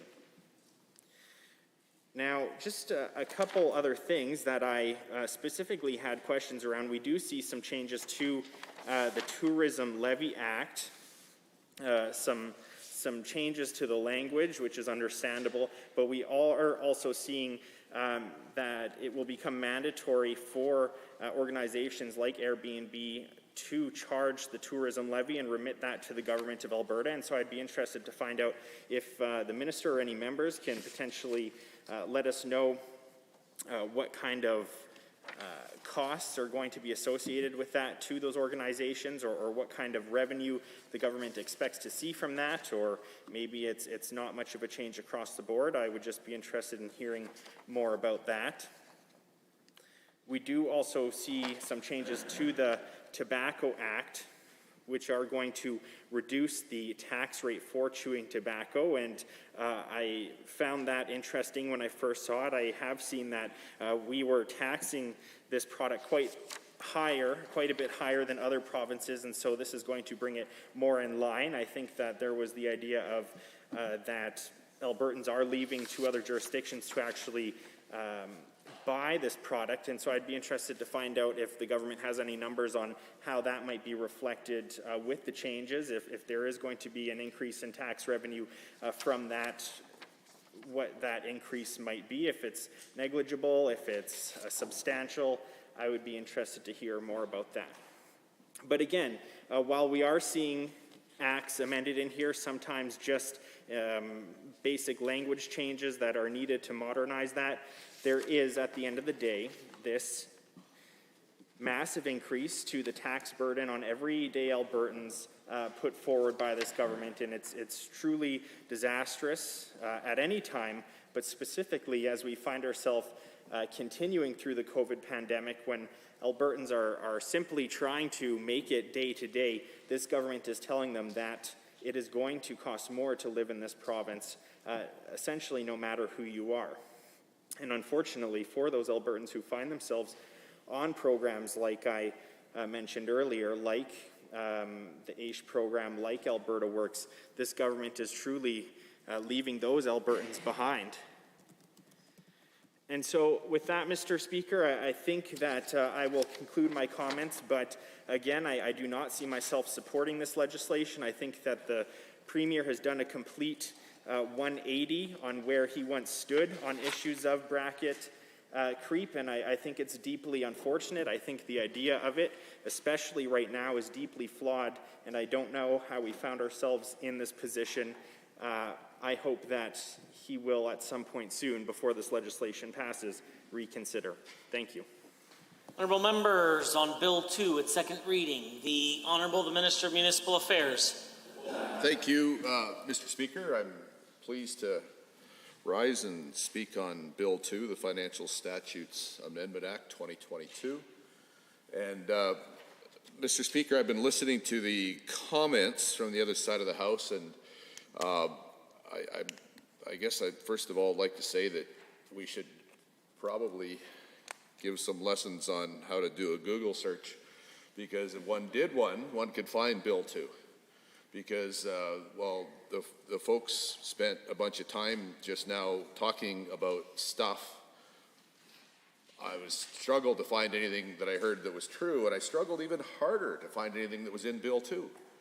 What I heard was a list of NDP talking points, things that they know aren't true. They know the finance minister has pointed out that there's several car insurance companies that actually have lowered their rates this year. He gave those details in the House the other day. And yet the folks on the other side just can't bring themselves to acknowledge what is true.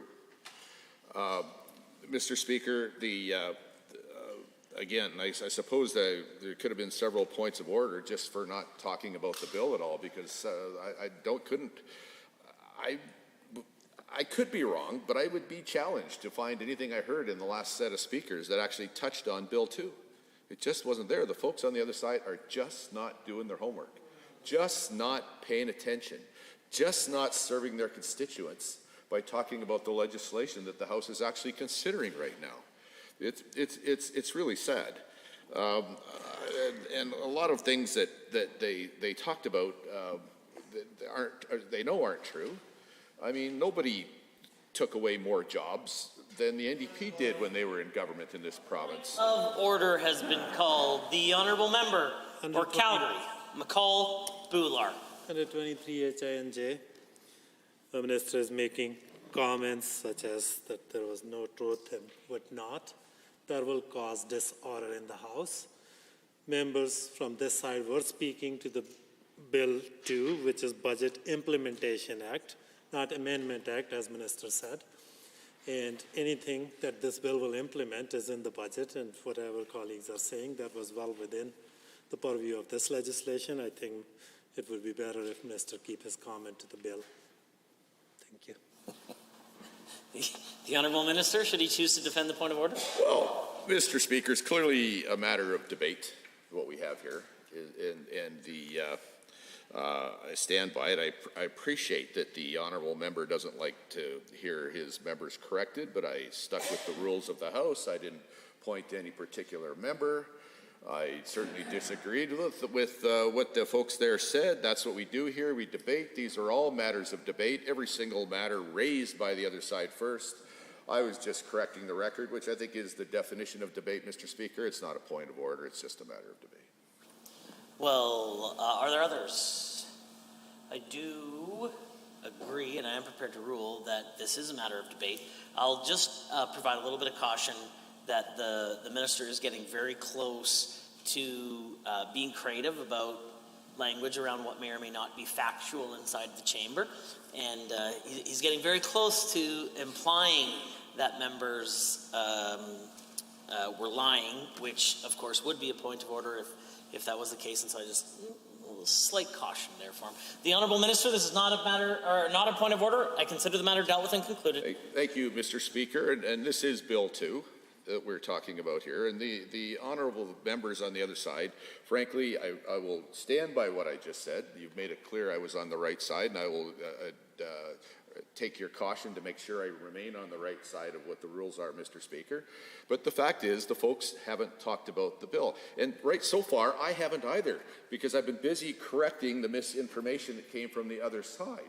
In between, just pointing out the fact that virtually nothing that was talked about from the other side is about this bill. So now that I've spent no time talking about the bill and all my time correcting the misinformation from the other side, now I'll just take a minute for those people watching that might actually be interested in what's in this bill.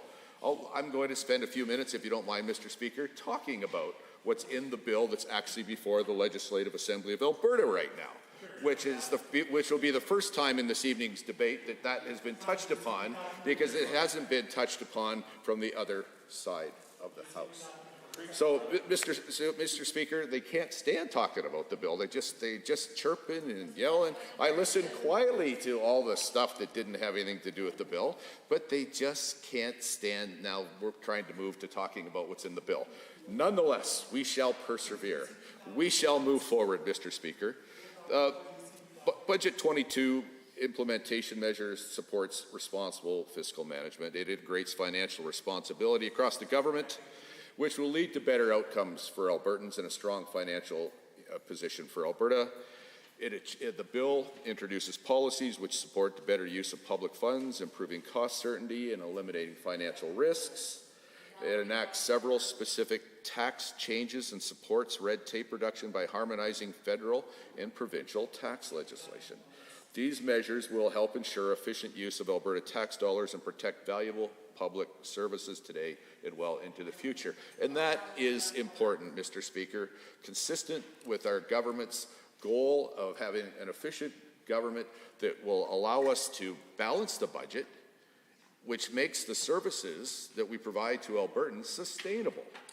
Something that never happened during the 4 dark years previous to our government being here. Mr. Speaker, the changes to the government's cash management system in this bill will reduce taxpayer-supported debt for future generations. The amendments to the Financial Administration Act will allow the government to use surplus cash held by provincial entities to help reduce provincial debt. The government replaces an outdated and administrative complex cash pooling structure with a more efficient and flexible structure that uses surplus cash held in pooled bank accounts to help pay down provincial debt and lower debt servicing costs. The new cash pooling structure will reduce the amount of money the government has to borrow by at least $1 billion. $1 billion, Mr. Speaker, not chump change, $1 billion, and lower debt servicing costs by a minimum of $25 million a year. These changes also respond, Mr. Speaker. Now, this is important, and the other side, rather than interrupting me, should probably listen to this next little bit. It responds to the Auditor General's recommendation. We all ought to listen to the Auditor General. And whoever's in government should, because, well, the Auditor General's job is, on one hand, in my opinion, to embarrass whoever's in government by pointing out publicly when they can do things better. A smart and mature government would say, wow, we maybe should listen carefully to what the Auditor General said and learn how we can do things better. Because that's what a good government does. No government's perfect, and the Auditor General is there to make us less imperfect. And if we are wise, we should all listen to what the Auditor General says. So the recommendations were the government should examine its current cash pooling structure and make better use of the surplus cash to reduce debt. And this bill responds to that Auditor General's recommendation, Mr. Speaker.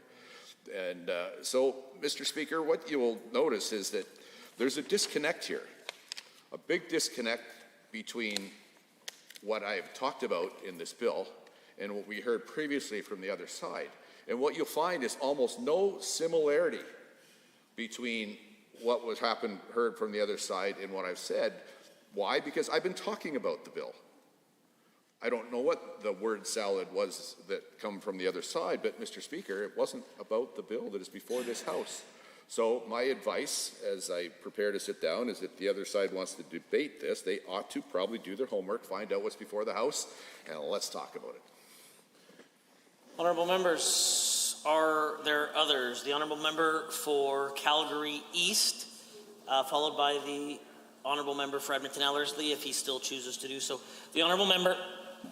Thank you, Mr. Speaker, for this opportunity given to me to rise and express my support for Bill 2, the Financial Statutes Amendment Act 2022. First of all, I would like to applaud the Premier and all the ministers for coming up with a budget that will fulfill our promises to Albertans. It is aimed to have a financial stability as the government maintain all the needed services with an assurance of creating jobs and more businesses in the province. A passed Bill 2 will implement many measures introduced by Budget 2022 that will make better use of public funds, improve cost certainty, and eliminate financial risk. Bill 2 will amend the Emissions Management and Climate Resiliency Act, Mr. Speaker, by removing the authority for the minister to issue loan guarantees under Tier Loan Guarantee Program, as the program no longer exists, so the function is obsolete. The changes will also uphold overall government direction prohibiting the issuance of loan guarantees, as they create an undesirable financial risk to government. Bill 2 also introduces changes to the Alberta Healthcare Insurance Act that will strengthen the local legal framework and give government flexibility to make decisions in an ever-changing health environment by establishing a new regulation, making authority for health benefits for services provided by allied health professionals. The changes will also increase financial accountability in physician claims, audits, and other compliances activities, and will clarify ordering for the creation of benefit review committees. Mr. Speaker, Bill 2 also introduces amendments that will change the end date for the Government of Alberta's financial commitment to align with revised business case for Green Line LRT project in Calgary. It will extend the period of time for provincial funding by 2 years to 2029 to 2030. Also, the amendments carried by Bill 2 on the Financial Administration Act will authorize the President of Treasury Board and Minister of Finance to mandate provincial corporations, regulated funds, and other consolidated entities to participate and hold their surplus cash in the new cash pooling structure.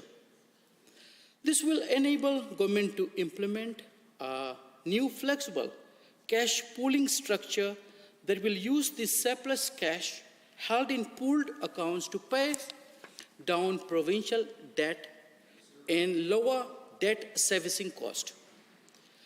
This will reduce the amount of money the government has to borrow by at least $1 billion and lower debt servicing cost by a minimum of $25 million per year, and it will replace an outdated, administratively complex cash pooling structure. This change also responds to the Auditor General's recommendation to examine the government's current cash pooling structure and make better use of surplus cash to reduce debt. Mr. Speaker, Bill 2 includes provisions that will implement the Budget 2022 decision to establish a new tax category for smokeless tobacco, for example, chewing tobacco, with the rate set at 27.5% per gram.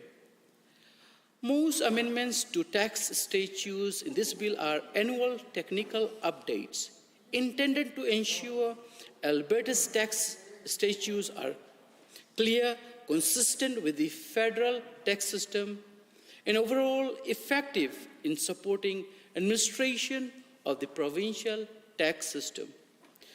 Mr. Speaker, this government has planned to balance the budget for day one.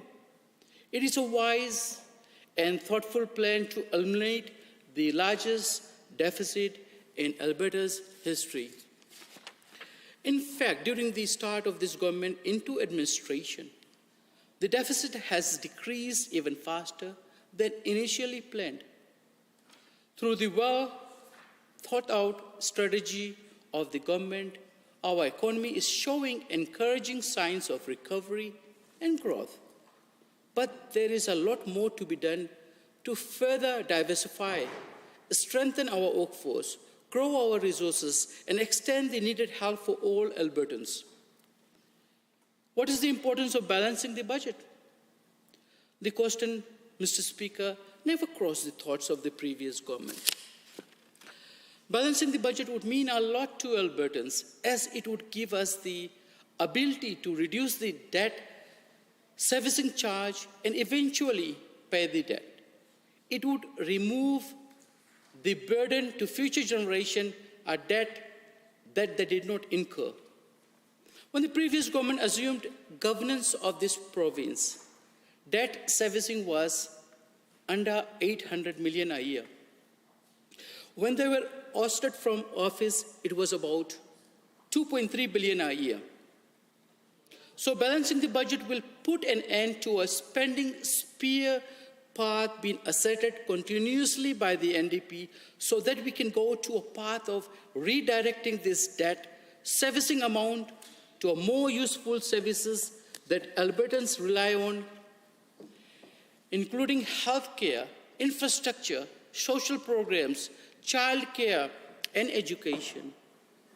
After many challenging years of economic and pandemic hardship, Alberta is finally moving forward once again. The government's focus, responsible fiscal management, and relentless pursuit of economic growth has put the province on a more sustainable fiscal trajectory, creating expanded financial capacity, resulting in additional government revenues.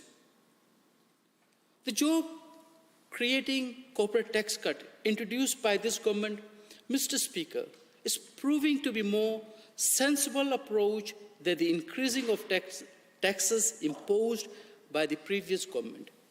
Through this approach, we will collect roughly $400 million more in annual corporate tax revenue at an 8% rate than the previous government did at 12%, demonstrating the huge investment framework established since this government took office. As multi-billion-dollar investments are expected to come in Alberta, Mr. Speaker, the Conference Board of Canada, Desjardins, RBC, and TD forecast that Alberta will be leading the country in economic growth in this year. The Amazon Web Services announced the plan to establish a second cloud computing hub in Calgary, amounting to $4.3 billion, while emphasis and emphasis are to create thousands of tech jobs in the province. RBC is also creating a tech hub in Calgary with about 300 jobs, while EY will create a new finance hub with about 200 jobs in Calgary, impressed with the talented workforce.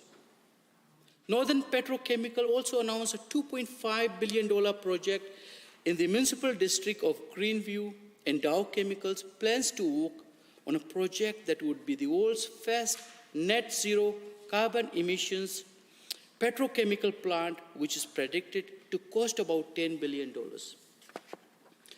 Another huge investment that has landed in Alberta is Lynx Air, Mr. Speaker. Canada's newest low-cost airline. It joins Flair and WestJet as Alberta-based airlines.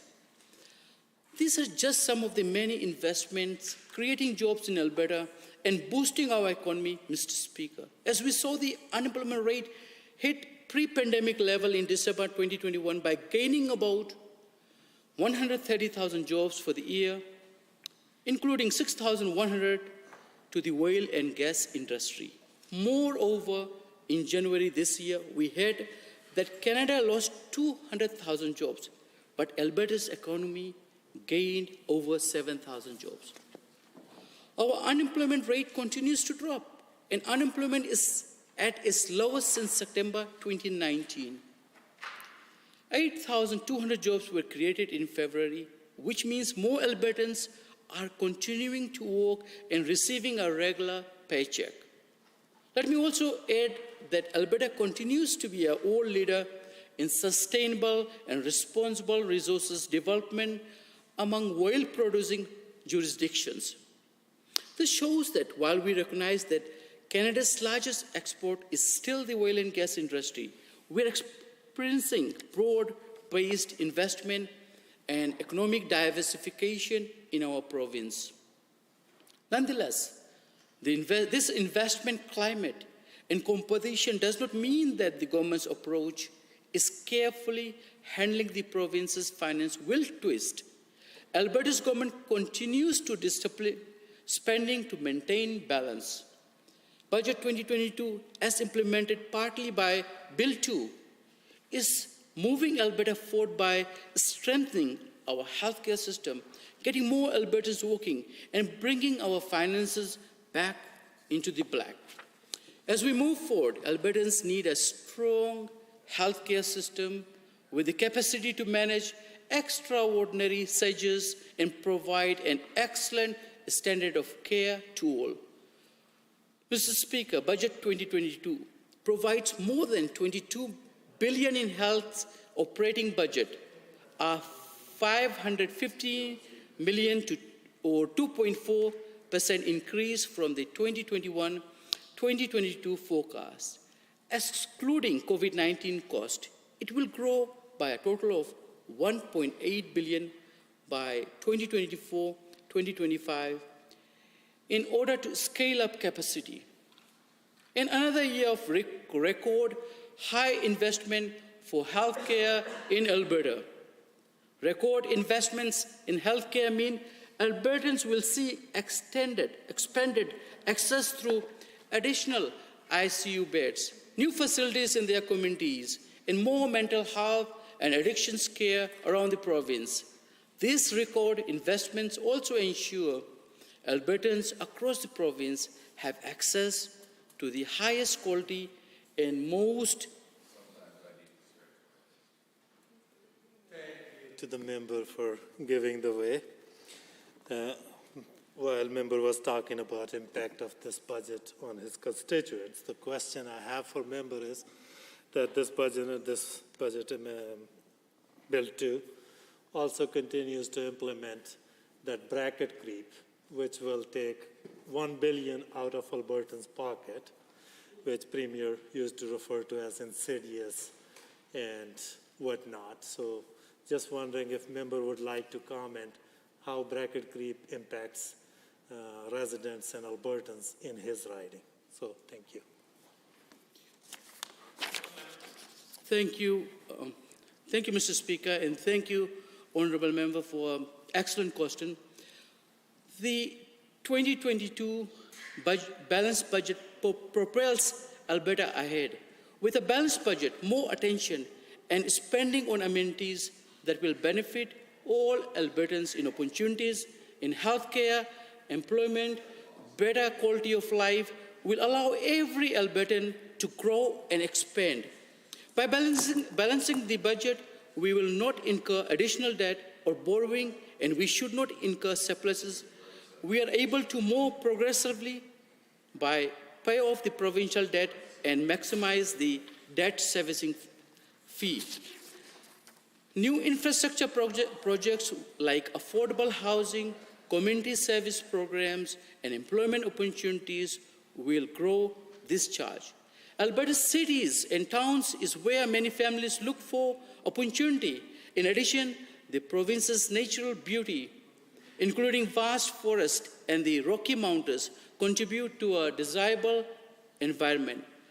Albertans that live in Calgary's constituency will have more opportunity to find employment, improve their quality of life, and enjoy the benefits that comes along with having a balanced budget. Over the next 3 years, Alberta will invest $100 million per year to provide additional healthcare capacity on a permanent basis, including adding new intensive care unit beds. The budget also includes a $750 million COVID-19 contingency this year, which will help address the surgical backlog and ensure the province can cover evolving pandemic-related costs. To expand continuing care programs and services for seniors and vulnerable Albertans, Budget 2022 provides nearly $3.7 billion. Thank you, Mr. Speaker. The Honourable Member for Edmonton Ellerslie. Thank you very much, Mr. Speaker, and thank you to the member for staying so on message. That was very impressive. Mr. Speaker, you know, I completely understand that the Minister of, and of course through you to the Minister of Municipal Affairs, you know, I completely understand that, you know, he likes to dictate to other orders of government, and so, you know, on that same note, in character, likes to dictate what can be debated in the House, perhaps. But, you know, on this side of the House, you know, we believe in having an opinion and listening to our constituents and what are the issues and concerns that are impacting them, their lives, and their ability to actually put food on the table. Now, Bill 2, the Financial Statutes Amendment Act, clearly identifies the priorities of the government when it comes to the fiscal plan of the province. And they, as the government, are then identifying which priorities they have when it comes to you know, presenting their budget and perspective to the people of Alberta. Now, it's commonly known that the members on the other side like to boast that their ideological perspective is what's really necessary to bring more investment to the province. And by the way of the Financial Statutes Amendment Act, that's exactly what they're doing. They're demonstrating what their priorities are. So this is an opportunity for us on this side of the House, Mr. Speaker, to actually get up and debate what we believe amendments should actually be inside of this proposed piece of legislation. So through you to the Minister of Municipal Affairs, thank you very much for your opinion, but no thank you, right? We're going to debate the things that we want to debate in this House as pertain to the members of our constituents, actually. Now, when it comes to conservative ideology, Mr. Speaker, it's well known that the members on the other side, the conservatives in general, like to believe that less government is actually better for the economy. It is better for the wealthy, Mr. Speaker. It is wealthy when it comes to making sure that corporations get more benefits. So when the members on the other side get up and talk about the Alberta Advantage, what they're really talking about in terms of their the Financial Statutes Amendment is actually giving more privileges to corporations within the province of Alberta. And that is coupled, and then just to be clear, and in case the members on the other side don't know what I'm referring to, is actually reducing the corporate tax rate on corporations. But you know, if it would stop there, at least I could understand that they were trying to do what's best because they believe that corporations are going to come here, they're going to make more jobs. But, you know, as the member from Edmonton Rutherford clearly stated in debate this evening, it's actually small businesses, small and medium-sized businesses, that employ more Albertans than corporations do. So I'm not saying let's not have corporations, Mr. Speaker. I'm just saying that there has to be a good balance and that we have to find ways of creating a more sustainable economy moving forward by having that balance between corporations and small and medium-sized enterprise within the province of Alberta. Now, I would be remiss to not actually cover the numbers, right? As I did during my opportunity to give a member statement today, I actually went over some of those numbers, Mr. Speaker, and I wouldn't mind covering those numbers again. So when it actually came to capital investment in Alberta, year over year, in 2018, there was $62.3 billion invested in Alberta. That was 2018. 2019, there was $59.4 billion. Okay, so now we have a change of government. What do we see? 2020, it goes down to $48.6 billion. It does a little bit better in 2021. It goes up to $54 billion. But not $62.3 billion like in 2018. So when members on the other side of the House get up and say that they're the ones that, because of their ideological perspective and their ideological approach, are bringing more capital investment to the province of Alberta, it doesn't add up. And numbers don't lie, Mr. Speaker. And Albertans know very well that numbers don't lie. But here we have 2022, and it's projected that we'll have 56.7 billion, which is still shy of the 2018 amount of 62.3 billion. Now, what the members on the other side of the House fail to realize is that in order to have a sustainable economy moving forward, Albertans need to have advantage of that economy. And people aren't there to serve your political ideology and the way that you think the economy should function. The economy is there to serve the people of Alberta. Now, because of the laissez-faire approach of the members on the other side of the House, and they know very well how supply and demand works. But what they fail to realize is that in the equation, in the approach of supply and demand, there's going to be people who are priced out of the economy. And those are the Albertans that we care about at the end of the day, Mr. Speaker. Because what they fail to realize is that the economic externalities of the people who are priced out of the market end up having a real economic cost. And it ends up costing our economy more in the long run. And that's what the members on the other side fail to realize. And then on top of lowering the corporate tax rate, they even take it a step further to create their so-called Alberta advantage, and they actually take benefits away from workers. Now, I understand that the members on the other side don't like unions. But unions fought hard and long for workers' rights, 8-hour workday, making sure that they had weekends off. You know, back in the day, children actually used to work in factories. They fought to make sure that children wouldn't have to work in factories. Workers organized and worked so that they could have their rights defended, and it was to create a balance. It's not that the members on the other side like to, create this fantasy world where workers are somehow lazy and they got to be pushed to do their work. And like the factory, it's almost like, maybe I won't go there. But nothing could be further from the truth. All of the workers want to make sure that our economy functions, but they just want to make sure that they're getting benefits out of it just like everybody else is. Now, when you couple all these conservative, ideological, economic policies together, what you actually see are Albertans getting a disadvantage by this ideological approach. And corporations actually look at that too. And then capital investment actually looks at that. Like, let's look at the numbers of venture capital, Mr. Speaker. In 2021, Canada overall, 14.2 billion venture capital invested. That's 222% increase year over year. Ontario got 7.4 billion of that. That's a hike of 270%. British Columbia got 2.9 billion. That's 224%. Quebec even got 2.8 billion. That's 180% year over year. What did Alberta have, Mr. Speaker? 561 million. That's only 23% year over year.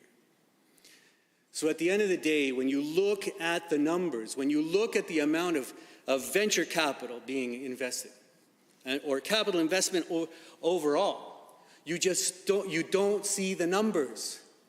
The ideological approach that you're presenting isn't working. And we've said it before. I've said it so many times in this House, Mr. Speaker. These are outdated, antiquated beliefs. And people need an economy that's going to be there for them. And I'm telling you, Mr. Speaker, I can only hope that in 2023, Albertans put us back on that side of the House so we can get back to the numbers like in 2018 when there was 26.3 billion of capital investment invested under our government when we were governing this province for the benefit of all Albertans. And with that, Mr. Speaker, I will adjourn debate. Honourable members, the Honourable Member for Edmonton Ellerslie has adjourned debate. All those in favour of the motion, please say aye. Aye. Any opposed, please say no. In my opinion, the ayes have it. That motion is carried and so ordered.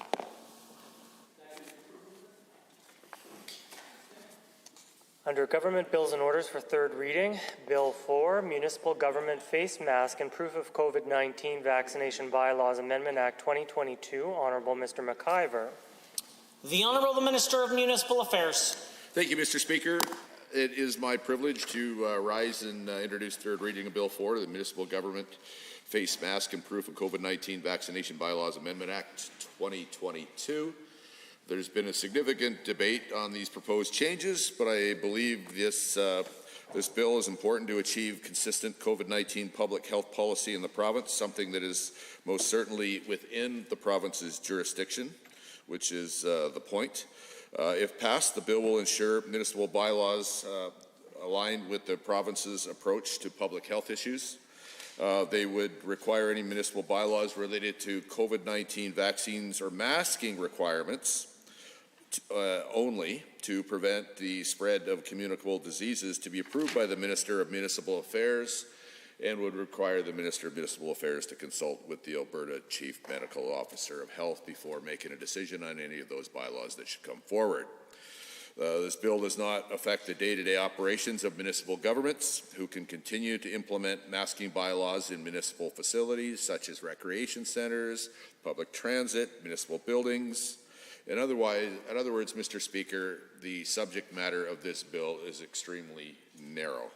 It will ensure there's one clear policy for COVID-19 measures across the province. This is important to provide consistency and clarity for all Albertans and Alberta municipalities as we move forward together toward a path to normal. Mr. Speaker, I'm hopeful that all members of the House see the wisdom in supporting this bill. Thank you. Honourable members, before the Assembly is Bill 4. Third reading. The Honourable Member for Edmonton Manning has risen. Well, thank you, Mr. Speaker, and I will rise and speak to Bill 4.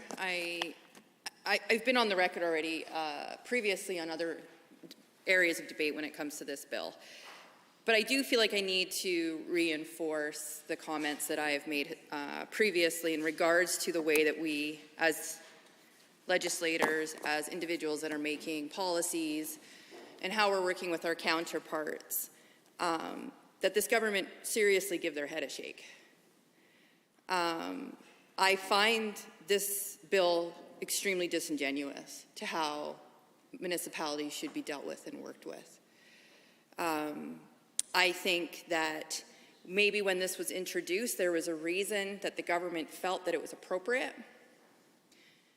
However, we have seen across the whole province at this point that the very things that the minister is talking about, face masks and proof of vaccinations, are not an issue across the province. There is no municipality that is currently trying to enforce a bylaw such as those two.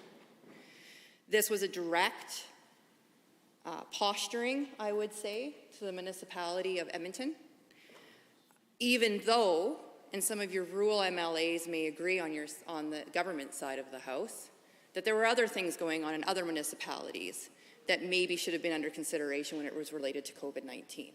That may not have directly related to masks or proof of vaccinations, but other things were happening in municipalities that were related to how municipalities were choosing to deal with COVID.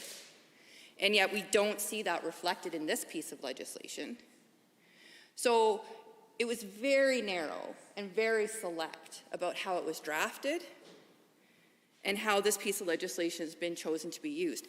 And the issue that I have with it is that it could have been rescinded once the direction was clear that there were no municipalities across the province that were engaging in creating bylaws around face masks and vaccination, COVID-19 vaccination proof of vaccines.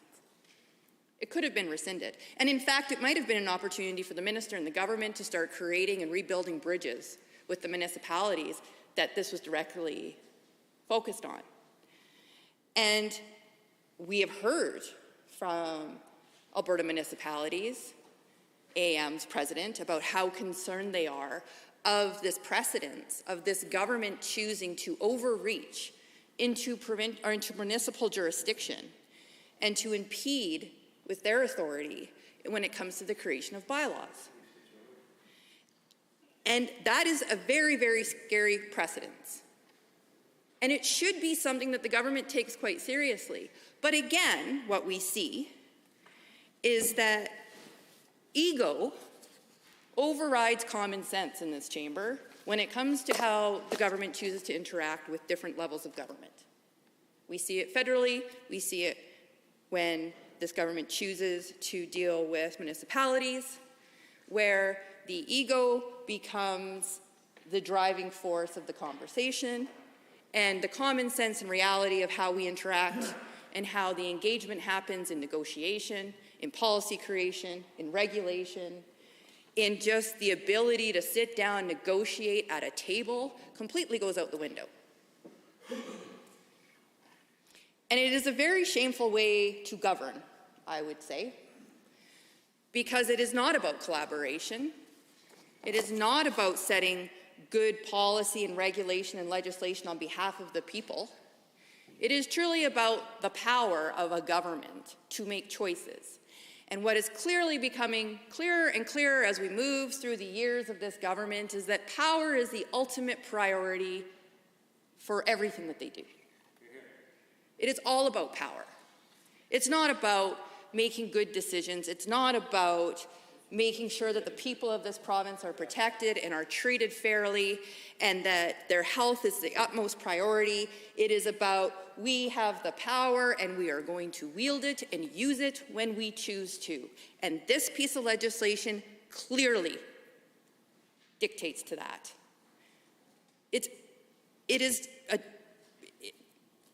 I'm going to be very careful with my words.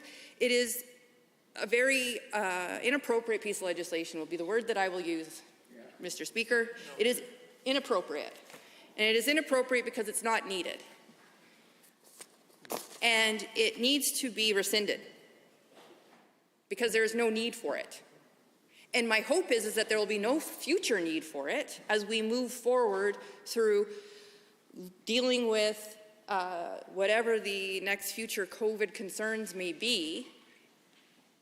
But at the same time, the municipalities actually get to decide what makes sense for their citizens. Because what is the next thing going to be?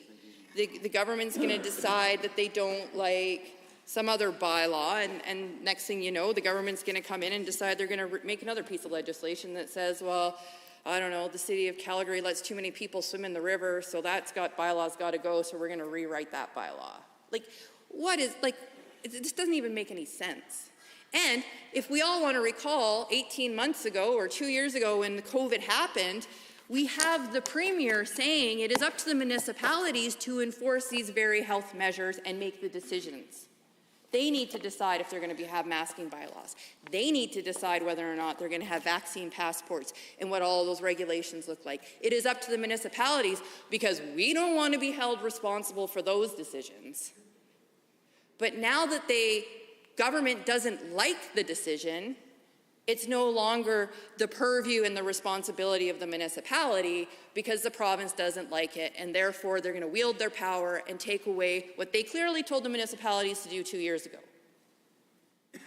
It's so inconsistent, which is pretty consistent actually with the government's inconsistencies, with everything that they do at this point.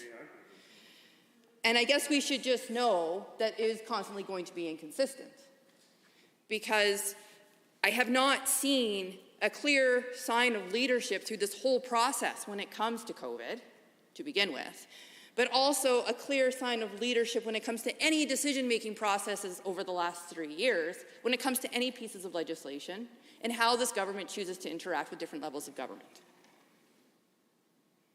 And it is frustrating for me, not only as an opposition member, but as an Albertan, to see the direction that this government has chosen to take this province. Because they've forgotten the people of the province. The government has forgotten why they were elected and why they are supposed to be here. And that is to make sure that Albertans are taken care of, and that we have a responsibility to make sure that legislation and policy actually does something for the betterment of our society.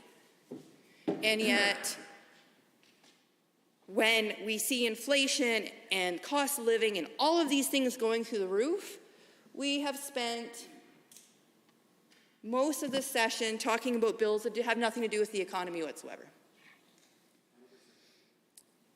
Actually don't have really any forward-looking vision for the economic future of Alberta, for how it's going to help the people of Alberta. Just a lot of pomp and circumstance is what I would say. And it's disappointing. And so one good step would be first to rescind this piece of legislation, and then my hope would be is that maybe we will see this government finally decide to stop worrying about their own personal power and whatever is going on within the government's issues of the day, refocus and start serving the people of this province.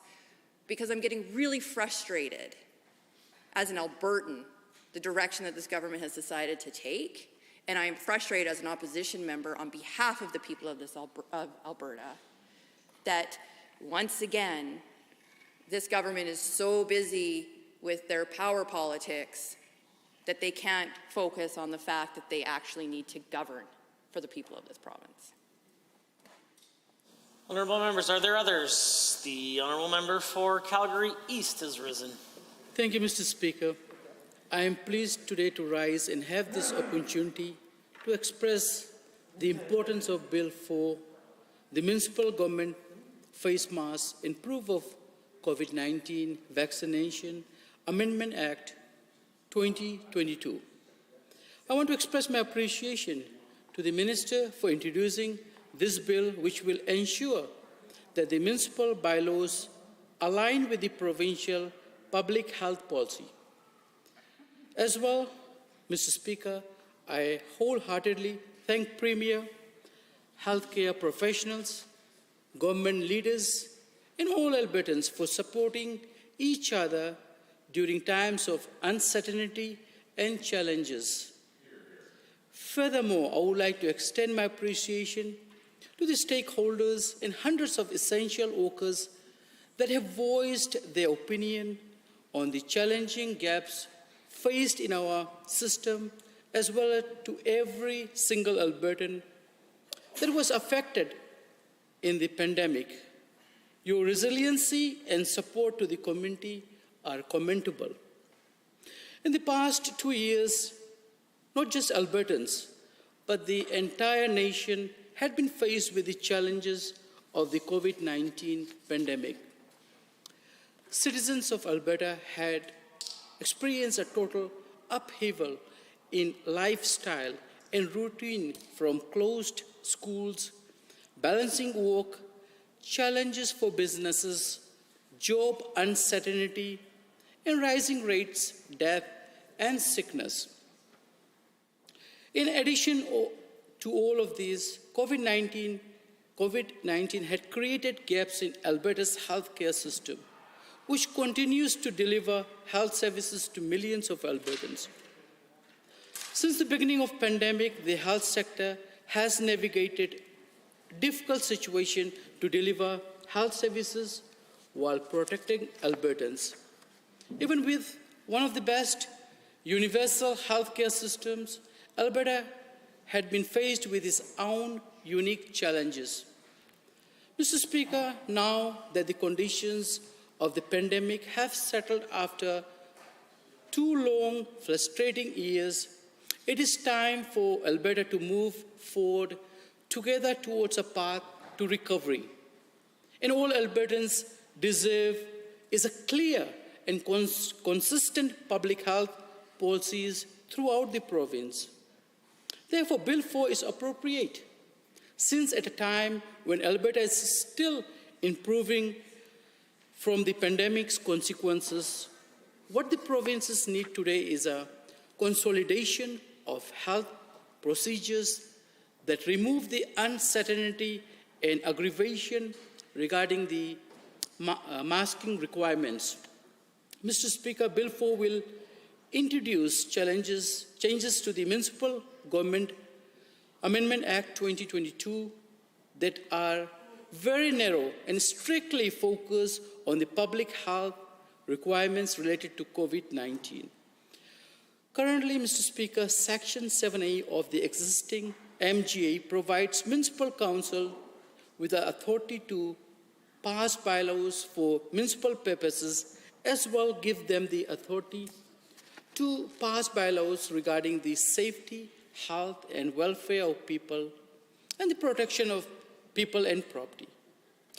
This present provision is conflicting with the current public health policies implemented by the provincial government, which is creating confusion in the province of Alberta. Bill 4 will propose changes that will require the Minister of Municipal Affairs to consult with the Alberta's Chief Medical Officer of Health to approve the bylaw. This approach will restrict the ability of local governments to pass bylaws that contradict public health policies and rules enacted by the province. Mr. Speaker, the proposed changes would prevent local governments from imposing masking bylaws on private sector operators such as grocery stores, retail businesses, and other operations. The Alberta government appreciates the significance of local autonomy, which is why the proposed modifications to the MGA will have no effect on the Alberta community's day-to-day operations. Because most towns currently meet COVID-19 public health regulations, the proposed modifications will have little effect on them.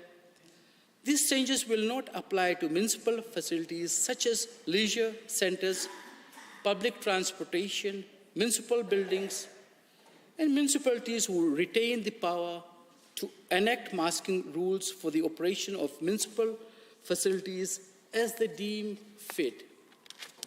In Alberta, Mr. Speaker, Albertans and Alberta companies should have the option of wearing masks or requiring their customers to wear masks, and the proposed MGA modifications will provide them that option.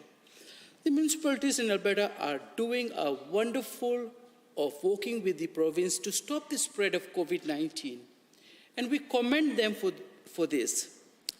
However, the task in front of us is for every level of government to continue to work together with a common focus and objective, that is to ensure Albertans are protected and supported. Mr. Speaker, once the municipal bylaws align with the provincial public health policy, Albertans will have more freedom and autonomy to make decisions based on the situation of the pandemic. There is nothing wrong with municipalities imposing their own public health limitations, and the government has completely backed them this stand. However, it creates challenging once policies start to conflict. Municipalities have every right to make decisions in their jurisdictions, but we must appreciate the genuine concern that has led to the introduction of this bill. The scope of the bill is too narrow to suggest that municipalities are being denied their law-making rights. Mr. Speaker, we must not assume that the bill is trying to eliminate the power of municipalities to pass bylaws related to public health as guaranteed under Section 7A, but is to work together with the municipalities when decisions are contradicting. Mr. Speaker, amendments to Bill 4 will ensure Albertans have clear public health guidelines. As the Minister said, the impact of this bill will be very minimal on the operations of Alberta municipalities. When enacted into law, Bill 4 will remove the confusion that often take place with provincial laws and municipal bylaws on public health requirements related to COVID-19. In a nutshell, the immediate effect of Bill 4 will impact minimal on municipalities in Alberta because most municipalities are already complying with COVID-19 public health requirements. Local governments are also able to continue to implement mask bylaws within their jurisdictions with due consultation with the ministry. More importantly, let me reiterate, Albertans and Alberta businesses will have the choice of deciding whether or not to wear masks.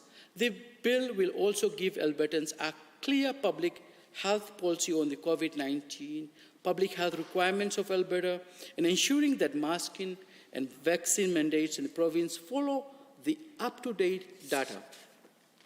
It is on this basis that I support this bill because I believe it will take away the frustrations of Albertans and for all the constituents in the Calgary East riding. Thank you, Mr. Speaker.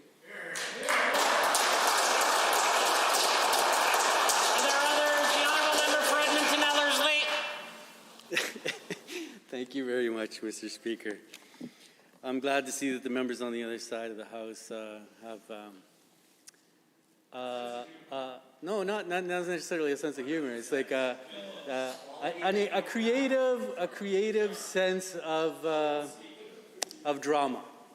Well, but of course, I wouldn't want to offend the member who just spoke. Of course, his comments were absolutely riveting. But of course, Mr. Speaker, when it comes to Bill 4, and we were just debating this in the House just last night, and to complement the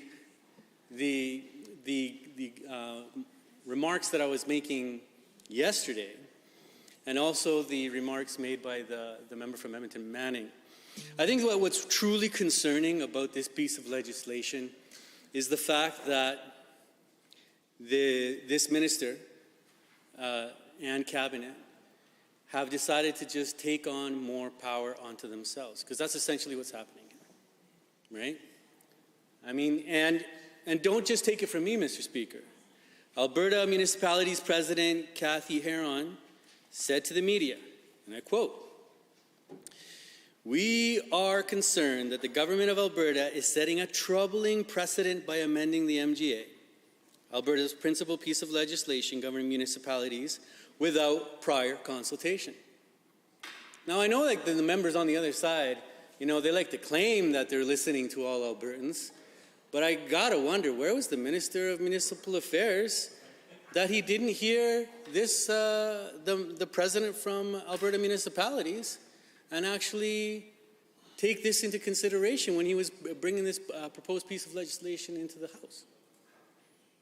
And many, like the president of the Alberta Municipalities, share the same perspective.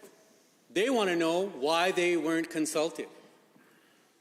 And as I was saying last night, Mr. Speaker, the concern here really is that this is setting a dangerous precedent, that this is a slippery slope, that if the minister does that in this circumstance, in what other circumstances is the minister going to decide that he can simply open? By all means, go ahead.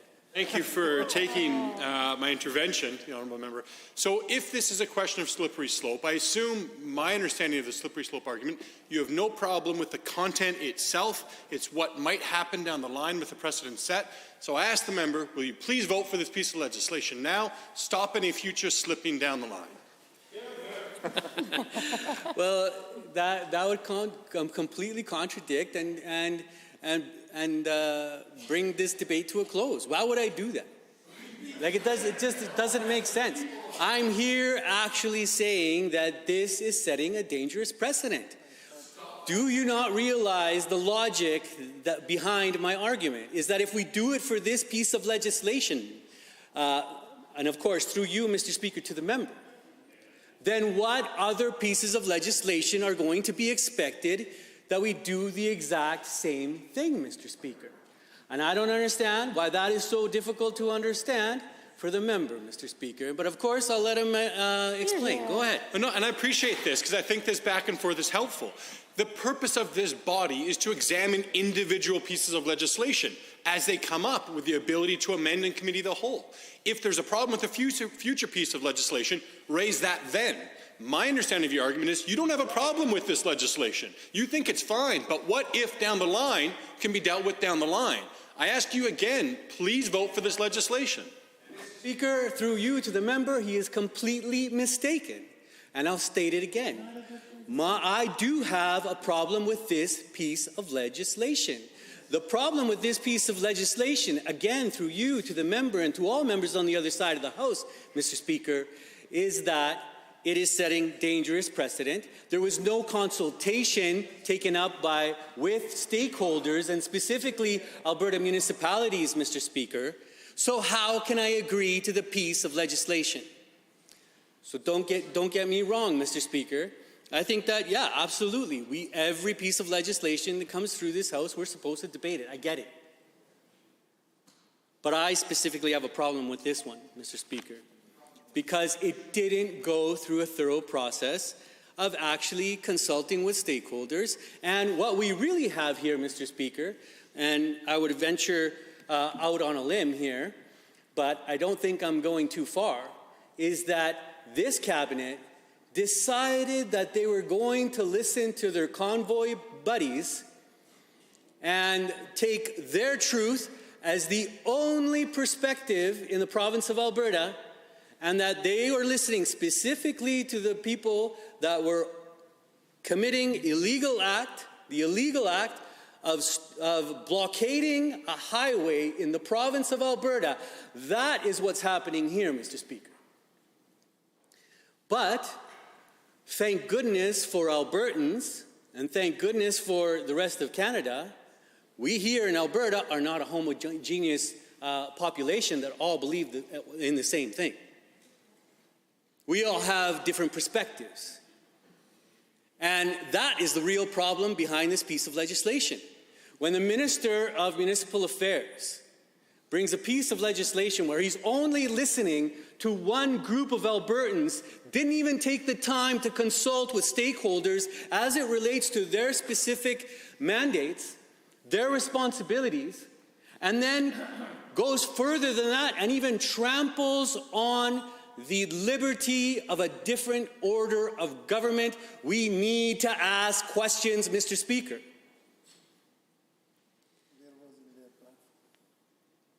So, Mr. Speaker, through you to the member, I don't agree with this piece of legislation. Because I firmly believe, Mr. Speaker, that again, this government has decided that they're going to listen to just one group of Albertans, and understandably, I will protect every Albertan's right to the opinion that they want to have. Every Albertan's right. Unlike the members opposite, who like to shut us down inside of this House in debate, we just saw it from the Minister of Municipal Affairs saying, oh, well, we're debating this. You can't say that. You can't say the other. Pardon me, Mr. Speaker, but we live in a democracy. And all the opinions matter. All the opinions matter, and all are valid because they're perspectives of different people. As long, and I see, Mr. Speaker, you're kind of giving a little bit of a head nod. Maybe I'm mistaken. Of course, not those that are preaching hate, because that I'm completely against, Mr. Speaker. Those we have to be very careful of. Which I would even go a step further, because some of the opinions that were being shared at that illegal blockade of a highway by some, not all, some Albertans were right on the cusp of hatred, discrimination, injustice. There were some pretty extreme opinions being shared on that blockade line by some people, Mr. Speaker. And those ones I am completely against, and they shouldn't be permitted in our democracy. So, here we have an example of the Minister of Municipal Affairs caving to just one group of people. And I don't think that's fair to the rest of Albertans, Mr. Speaker, especially since he didn't go out and actually consult with especially one of the most important stakeholder group, Alberta municipalities. We have it right here, and I'll read it again. Kathy Harron, President, said to the media, "We are concerned that the government of Alberta is setting a troubling precedent by amending the MGA, Alberta's principal piece of legislation governing municipalities, without prior consultation." So my big question to the Minister of Municipal Affairs, of course, through you, Mr. Speaker, is why he didn't consult on a piece of legislation that he's bringing before this House. By what authority?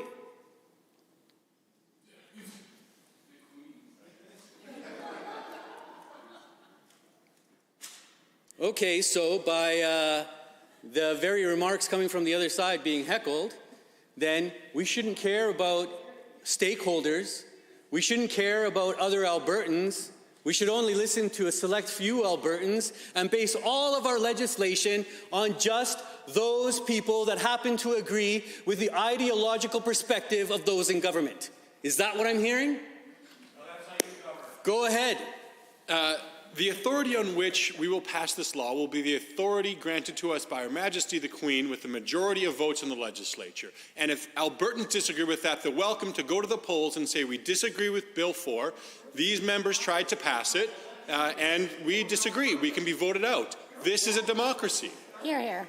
Good question. Well, I'm glad you mentioned that, Mr. Speaker, of course, through you to the member. Because I can't wait till 2023, Mr. Speaker. I really can't. You know, I'm out there door knocking.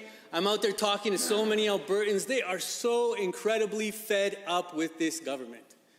Things are getting more and more expensive. And you know, like the Minister of Municipal Affairs got up and was talking about how the fact that, oh yeah, insurance prices have come back down. But that's a half-truth, Mr. Speaker. Because when they go up by 30%, and then come back down just a little bit, that's still an increase, Minister. Through you to the Minister, of course, Mr. Speaker. That's still an increase. And that increase is what Albertans are feeling.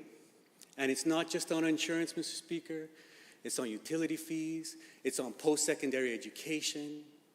Additional fees on you name it. This government has made life more expensive for Albertans. And that's what I'm hearing on the doorsteps. When I'm out in the community, that's what I'm hearing time and time and time again. And you know, the members on the other side like to, you know, talk about how they're the best ones for the economy, Mr. Speaker. And this is the biggest fairy tale. When you look at jurisdictions all across this land, Mr. Speaker, you see that the advantage that they give corporations is a real disadvantage for average working people in the province of Alberta and all other provinces across Canada, Mr. Speaker.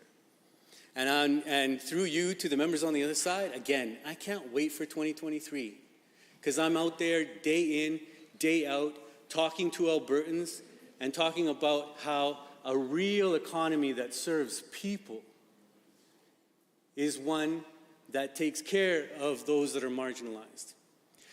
And what we're seeing under this government is that even middle-class Albertans are getting priced out of the supply-demand equation.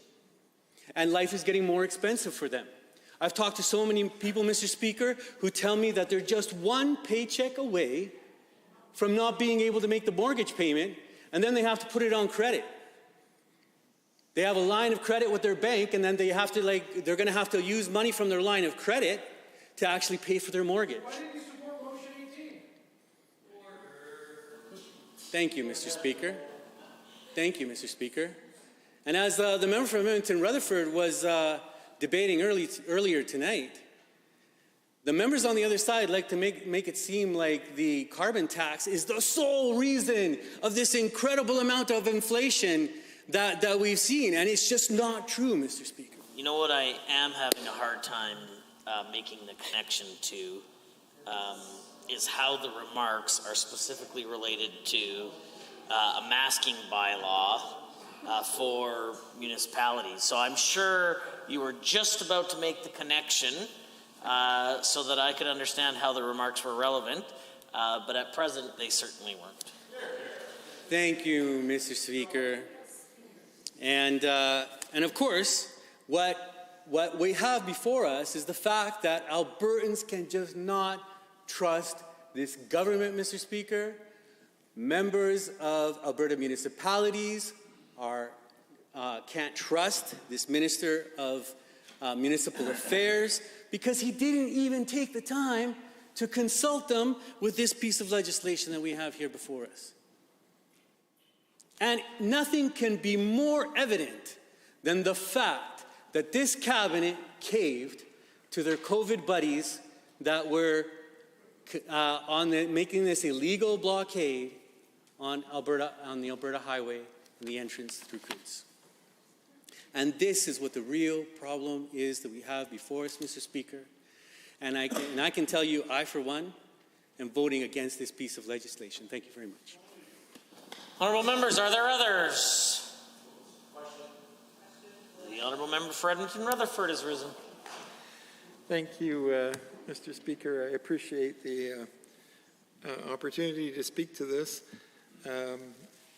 bill in the last possible time that we have available to us, because of course I oppose this bill and certainly wish the government would reconsider this. And you know, we have talked about the particulars of this bill on a number of occasions, and so the government has heard the reasons why the bill is inappropriate. But since we're on third, I certainly think that we need to take the time to talk about the overarching concern that is inherent here.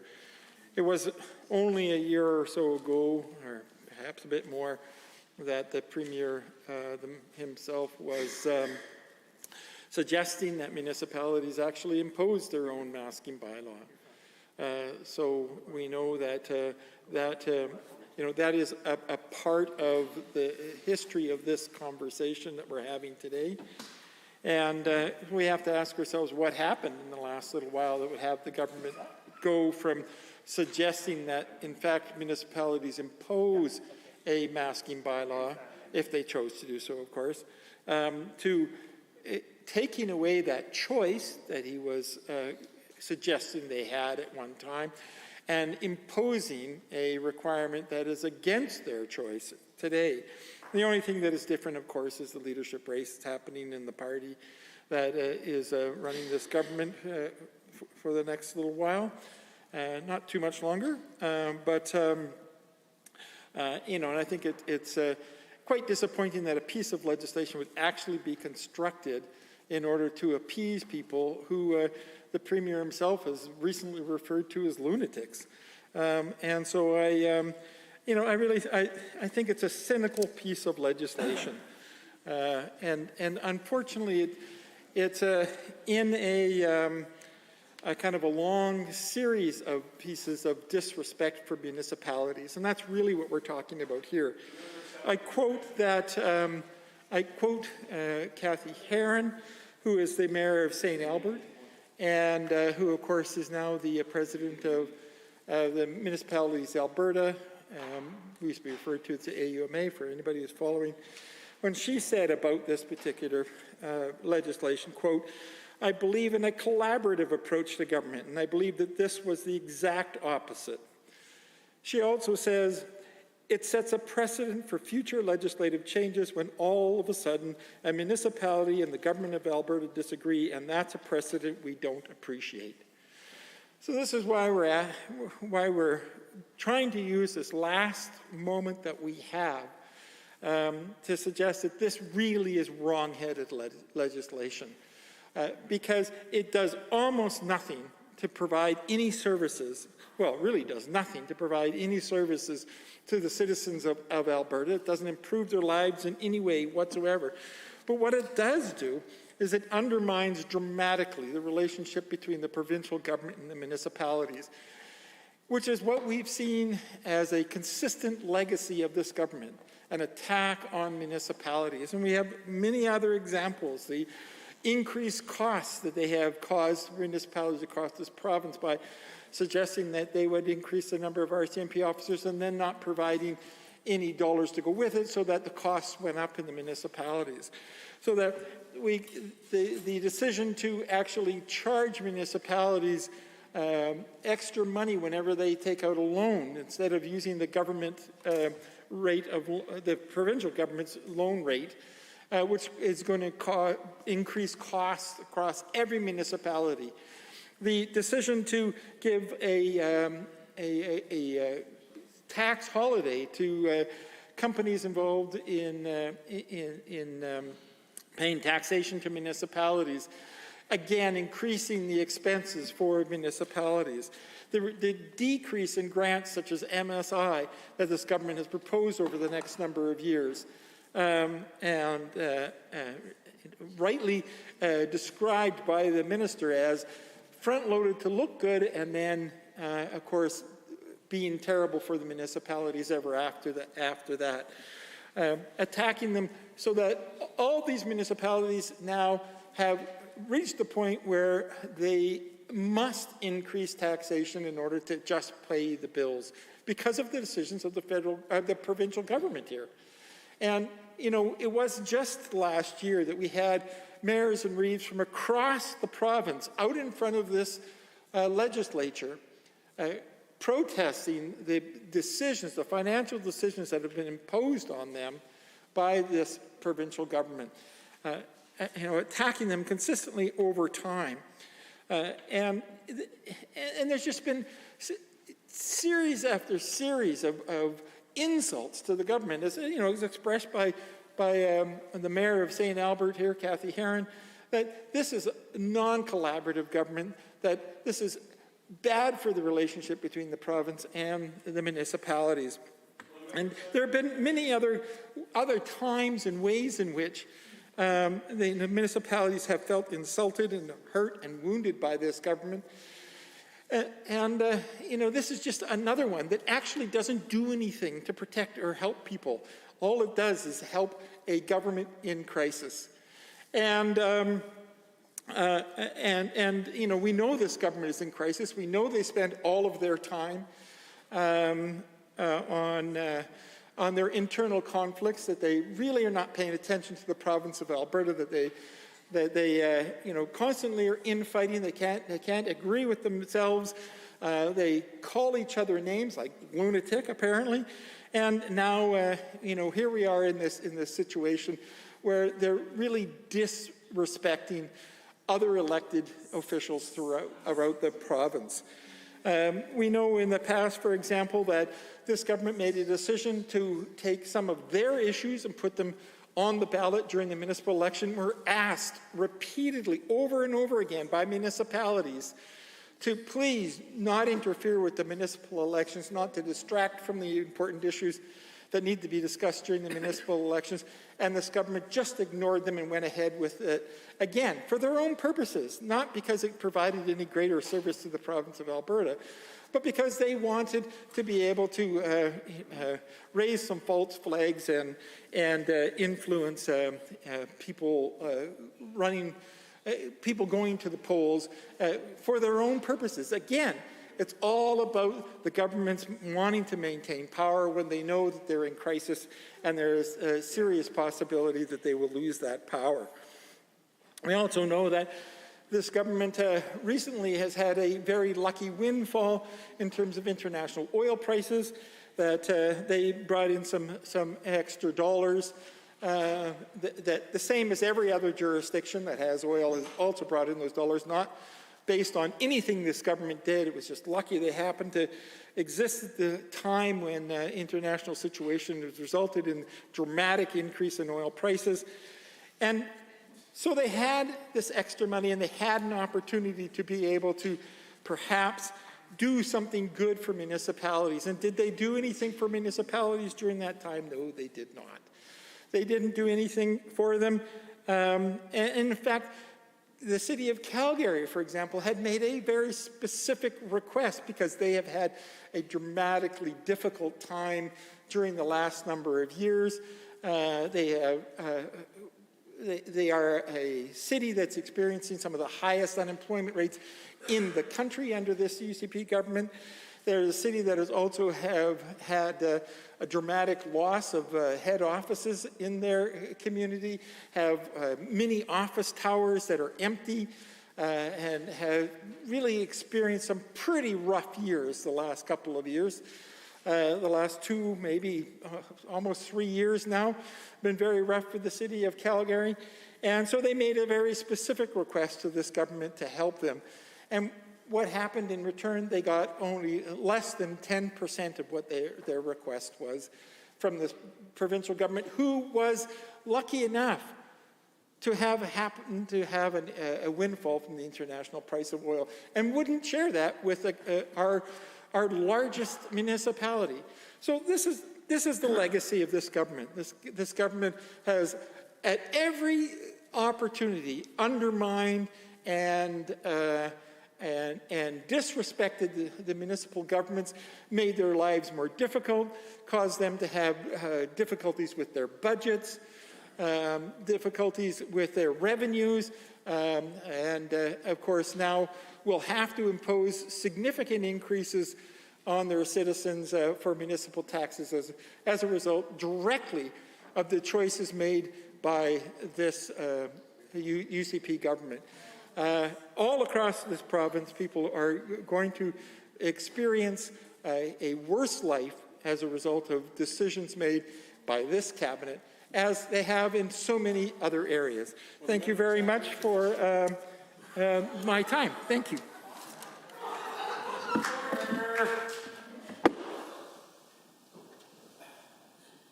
Are there others? The honourable member for Calgary, McCall-Boular.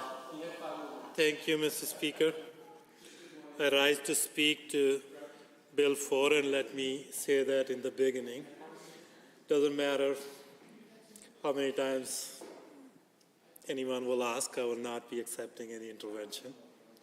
And I will make my comments to the point and very brief.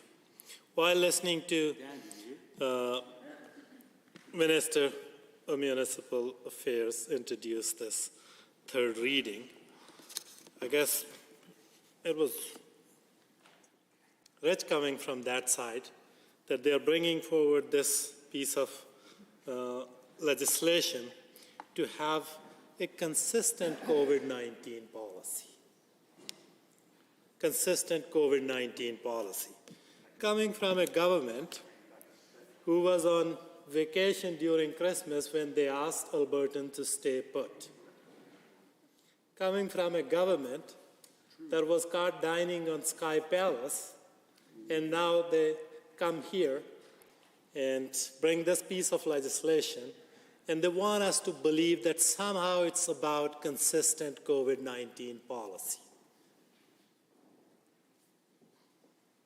Earlier in the pandemic, when this government was asked to respond to the threats of COVID-19 by bringing forward a mask mandate province-wide, they said, Premier said, and I quote, "These decisions are best taken locally," end quote.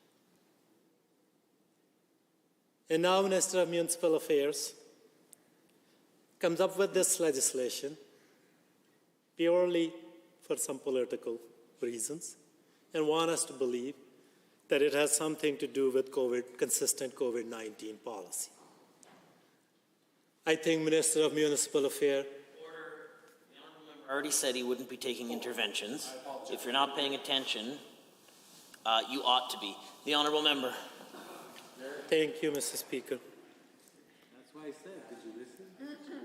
What I was saying, that now somehow the government is bringing this piece of legislation and want us to believe it's about consistent COVID-19 policy. It is clearly not, as evidenced by this government position at the beginning of this pandemic, where they thought that these decisions are best taken locally. And now they thought that no, they need consistency in these decisions. I think government should be ashamed of peddling these double standards in this legislature and wasting members' time. Minister should be ashamed of that too. They get up, they talk about their platform, they talk about consultation. We didn't see, no municipality was able to see if there was something in their platform that they will be reducing municipal government power. I do understand that municipalities are creature of a statute and their powers can be increased and reduced. But there was no such commitment made by this government during their election campaign. And they have shown this through their actions that they're incapable of working collaboratively with other orders of government.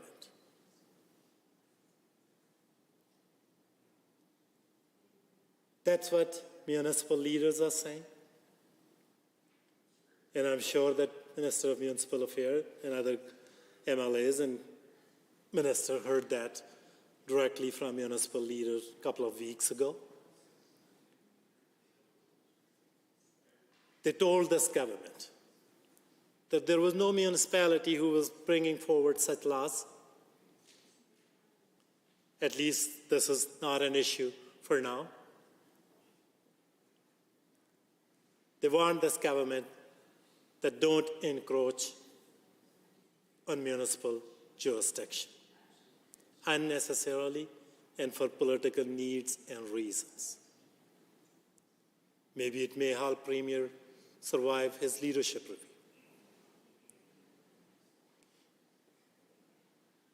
They told this government that municipalities across this province are against Alberta Provincial Police Force idea. But still, this government is pushing full speed ahead on those things.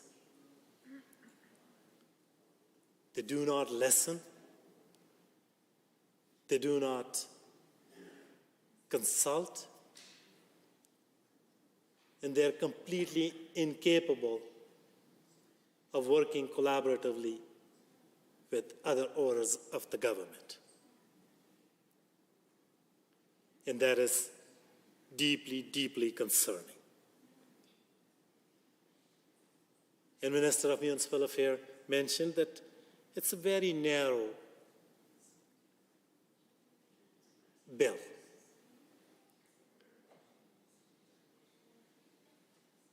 It matters less that whether a bill is narrow in scope or broad. What's at stake here is that this government is willing to override municipal powers. This government is willing to walk roughshod on municipal jurisdiction if it suits their political needs. That's the precedent this legislation is setting. That's the trend that we will be voting against. That's the precedent municipalities are against, and we stand with municipalities on this piece of legislation. Thank you, Mr. Speaker. Others, the Honourable Member for Peace River, followed by the, actually, let me double check. Peace River.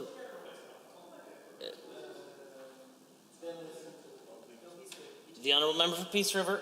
Thank you, Mr. Speaker. And I know we're here late, so I promise not to take my full time. Happy to accept interventions. I really wanted to set the record straight and make it abundantly clear why this legislation, I believe, is appropriate, is consistent. And I think I want to start with some fundamentals here. Municipalities are creatures of this assembly. They're creatures of the province. They're created by legislation that we pass. That's not trying to be arrogant or dismissive of them. That's just a state of play. That's how things are. Contrarily, the province is not a creature of the federal government. Both the province and the federal government are established in the Constitution, have supremacy over their areas of jurisdiction to pass any law that they see fit, and no past parliament can bind a future parliament when it comes to what we do in this chamber. That is not true of municipalities. If the NDP feels otherwise, they're welcome to follow the amending formula of the Constitution, petition the other provinces, get 2/3 of the province on side and more than half the population, and change the Constitution to say that municipalities are constitutionally entitled to change the laws that they see fit. I, on the other hand, believe that municipalities are a function and a creature of this legislature and the province. So, importantly, with that context, it needs to be understood as well that, for example, in my constituency, we had a number of disasters and emergencies happen before COVID. Fort Vermilion, for example, we had a state of emergency when the ice jams happened on the Peace River and were wiping out the town. Quite literally, icebergs wiping out the town. And during that time, understandably, they enacted a local state of emergency and that town was evacuated. We had another crisis before in High Level, Lacrete, Paddle Prairie, with the Chuckegg Creek fire. During that local state of emergency, they also evacuated many of these municipalities. Municipalities made these local decisions. That was right. If my municipalities were evacuating town months after the fire and in the middle of summer and there was no ice on the Peace River, I'd be concerned. I'd be concerned they were abusing the ability to set up local states of emergency. This chamber would have an obligation to say, no, no, no, no, you can't go treating our citizens in that way, because ultimately you answer to your electorate, but your municipality as an entity, as an institution, answers to this body. Now, we have an example here of municipalities that are making decisions that are contrary to the public scientific information provided. We have an example of them abusing, in my mind, the good nature compliance of the people in these communities, and we as one province get to say that no, you are not allowed to do that. You're not allowed to continue to use that authority in a way that is not in concordance with the facts. So I think it's absolutely consistent. It's our obligation in this chamber, and if we were to not pass this law, I think we'd effectively doing the same thing, setting a very dangerous precedent to say municipalities can abuse these privileges that they have granted by this body. And it's our obligation as this body to make sure they are not abused and not used in inappropriate ways. Because if the folks of Peace River were getting evacuated for an ice jam in a +30 day in the middle of August, I'd be concerned. That, ladies and gentlemen, is the equivalent of what I see happens here if we do not, as a province, move forward and ask municipalities to pay attention to exactly what our Chief Medical Officer is saying and the best public data we have. Thank you. Member for Edmonton West Henday is next. Speaker, it's a privilege to rise this evening to speak to Bill 4, Municipal Government Face Mask and Proof of COVID-19 Vaccination Bylaws Amendment Act 2022, and I've appreciated the conversation that I've heard so far on this debate, and I will let you know that at this time I won't be accepting any interjections. Thank you. Just a few points I want to make here, and I think the one that has resonated most with me, and not only from what we've heard in the debate this evening and before that, but also from municipalities and Albertans alike, the fact that as we've gone through this process of trying to deal with COVID, that the provincial response has been nothing less than a mess, is probably the best way I could put that, Mr. Speaker. The fact is, again, we heard last year the Premier abdicating responsibility for making these decisions, leaving them with municipalities, saying, quote, these decisions are best taken locally. And again, as we've heard, the Premier has done a complete 180 on this issue, just like many other issues that he and his caucus have had to deal with. And I would say that is, again, one of the reasons why he is the least trusted politicians in the country. And heck, Mr. Speaker, he might even be one of the most least trusted politicians in his own caucus. But the fact is, when we look at what we see in this legislation and look at the initial responses as we've heard, municipalities in the beginning of this process were asking for the province to take action. The Premier said, absolutely will not, it's up to you. And at that time, the municipality said, if you are expecting us to make these important health decisions, then you need to give us the data. And unfortunately, to this day, Mr. Speaker, those calls for experts to come forward from the province to present to municipalities has, by and large, gone unheard. And they continue to ask for those experts to come forward to them as they try to make these decisions, even in the face of this government trying to take those powers away from them through Bill 4. And I would argue that this legislation before us is a mechanism for this government into the future to not have to take any action, just like we saw in the beginning of the pandemic, because today, with the presentation of this legislation, they will say that municipalities don't have the right to make these decisions, as narrow as or as broad as the minister might like to argue. But the fact is, tomorrow, if we find ourselves in another wave and municipalities have to make these considerations, that the provincial government is going to say that, oh, we aren't taking any action, you have this power now, but they are now going to have to go through more regulatory red tape to actually make those decisions. And again, it's an abdication of responsibility for this province, because they will say, oh, well, your municipality has to make these decisions, we're not making them for you. Yet here we are with Bill 4, and they are exactly saying that. So, Mr. Speaker, on both hands, it's quite hypocritical. The fact is, Bill 4 is putting barriers in place for municipalities regarding the decision to make health measures. And it truly is about the Premier trying to hold on any semblance of power. It is the only way that this Premier sees a path to holding on to power within his caucus, a group of people who are increasingly believing that he is doing a not such a good job, Mr. Speaker, and I would agree with them for different reasons potentially regarding COVID-19, but the fact remains that we, all Albertans, expected much better from this Premier and from this UCP government through the COVID-19 pandemic, and unfortunately, we, again, through Bill 4, have not had that. So with that being said, Mr. Speaker, I will take my seat, but I appreciate the opportunity to hear this, and I also appreciate the many municipal partners who have come forward to raise their concerns regarding Bill 4, to raise their concerns regarding the absolute failure of this UCP government to take action from the beginning, to put supports in place when they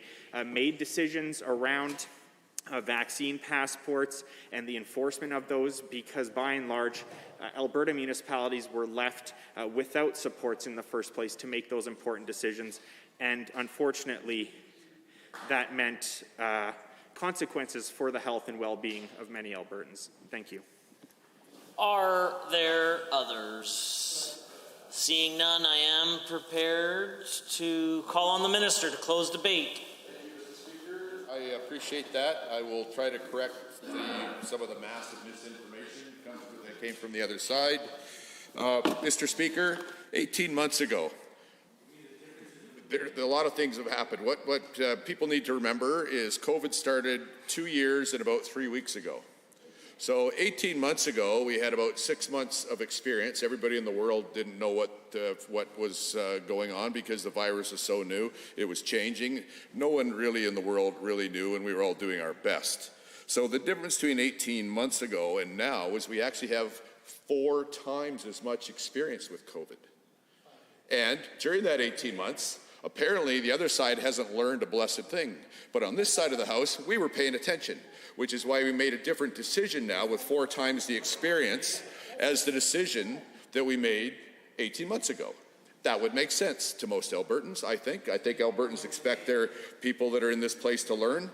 On this side of the house, we did learn, Mr. Speaker. We gained more evidence, more experience, more knowledge about what would happen, and yet at the end of the day, we still don't know 100% for sure what the virus will do next, but with 4 times the experience, one should not be surprised that a responsible government would have learned something and changed perhaps some of their decisions with new information. Now, Mr. Speaker, I can tell you that some of the debate from the other side was hilarious. The first member that spoke talked about how it was about power, and it was about about shouldn't be changing things for municipalities. But then in the same debate, the same member said, why didn't you make other municipalities do things differently? So I guess it really wasn't about whether there was rules about municipalities. It was about whether the other side apparently wanted to tell municipalities what to do, unlike us, Mr. Speaker. And in fact, what's clear here is that Edmonton kind of forced us to defend our own legislative territory, our turf, if you will. Again, this is a stay in your lane bill. The fact is, members of Edmonton's council went public saying they were going to go against the provincial health rules in an area of provincial clear jurisdiction. In fact, Mr. Speaker, I know they don't want to hear the facts over there, but I'm going to carry on. So, Mr. Speaker, in fact, even after we introduced this legislation, the City of Edmonton actually brought a motion to their council meeting to override our legislation. Now, it was defeated, but nonetheless, 5 members of that council voted for it. So, Mr. Speaker, the argument that there was no reason to bring this forward just doesn't hold water because history does not support that argument. The City Council in this town brought forward a piece of business to override the proper health jurisdiction of the province.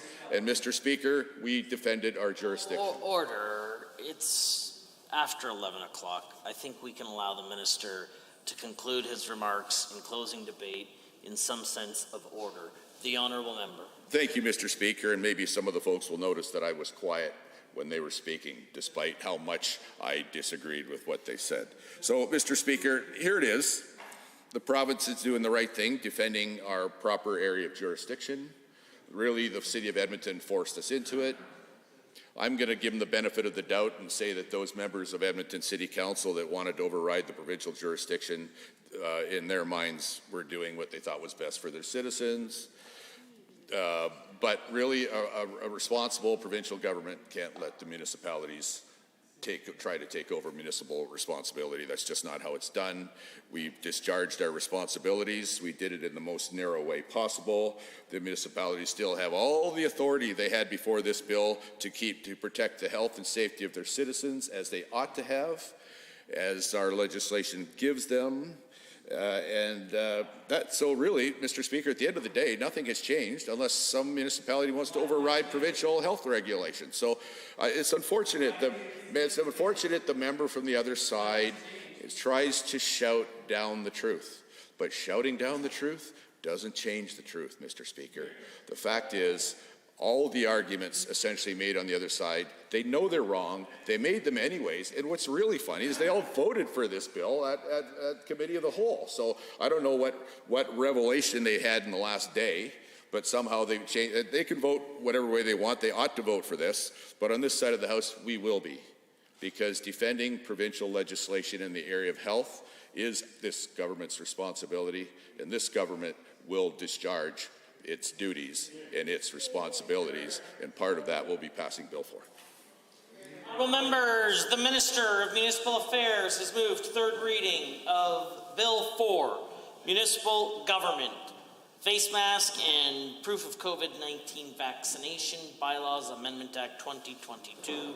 All those in favour of the motion for third reading, please say aye. Aye. Any opposed, please say no. No. In my opinion, the ayes have it. That motion is carried and so ordered, and a division has been called. Call in the member.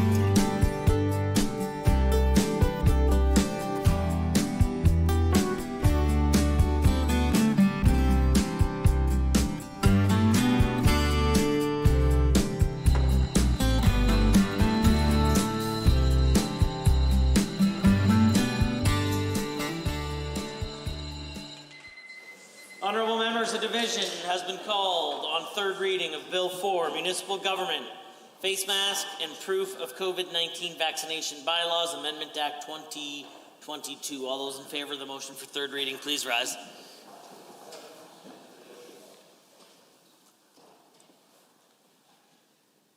The Honourable Ms. Schultz, the Honourable Mrs. Savage, the Honourable Mr. McIver, Mr. Churton, Mr. Amory, the Honourable Ms. Pond, the Honourable Ms. Isaac, the Honourable Mr. Nally, the Honourable Mr. Yassine, the Honourable Ms. Furr, Ms. Lovely, Mr. Van Dyken, Mr. Rain, Mr. Reid, Mr. Smith, Mr. Walker, Mr. Newdorf, Ms. Rosen, Mr. Williams, Mr. Tour,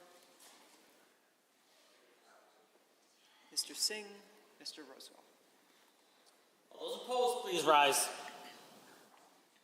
Ms. Sweet, Mr. Sabir, Member Loyola, Mr. Egan, Member Carson.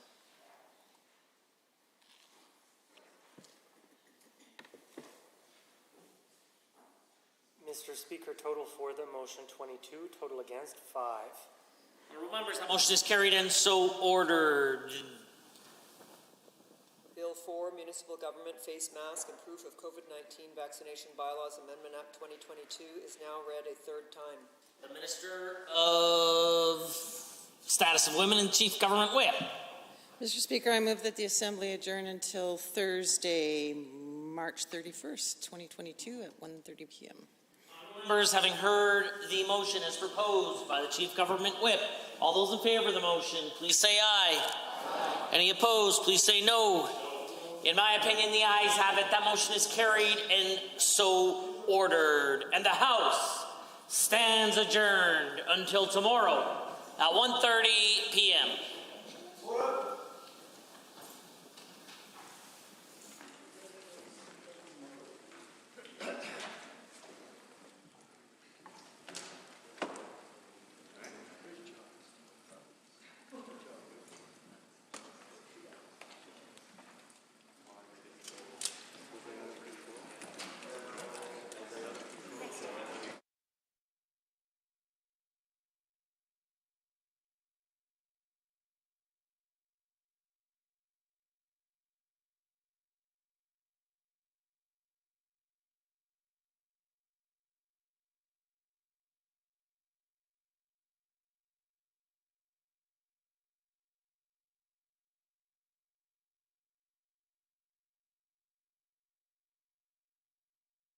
Certainly some people are doing very, very well.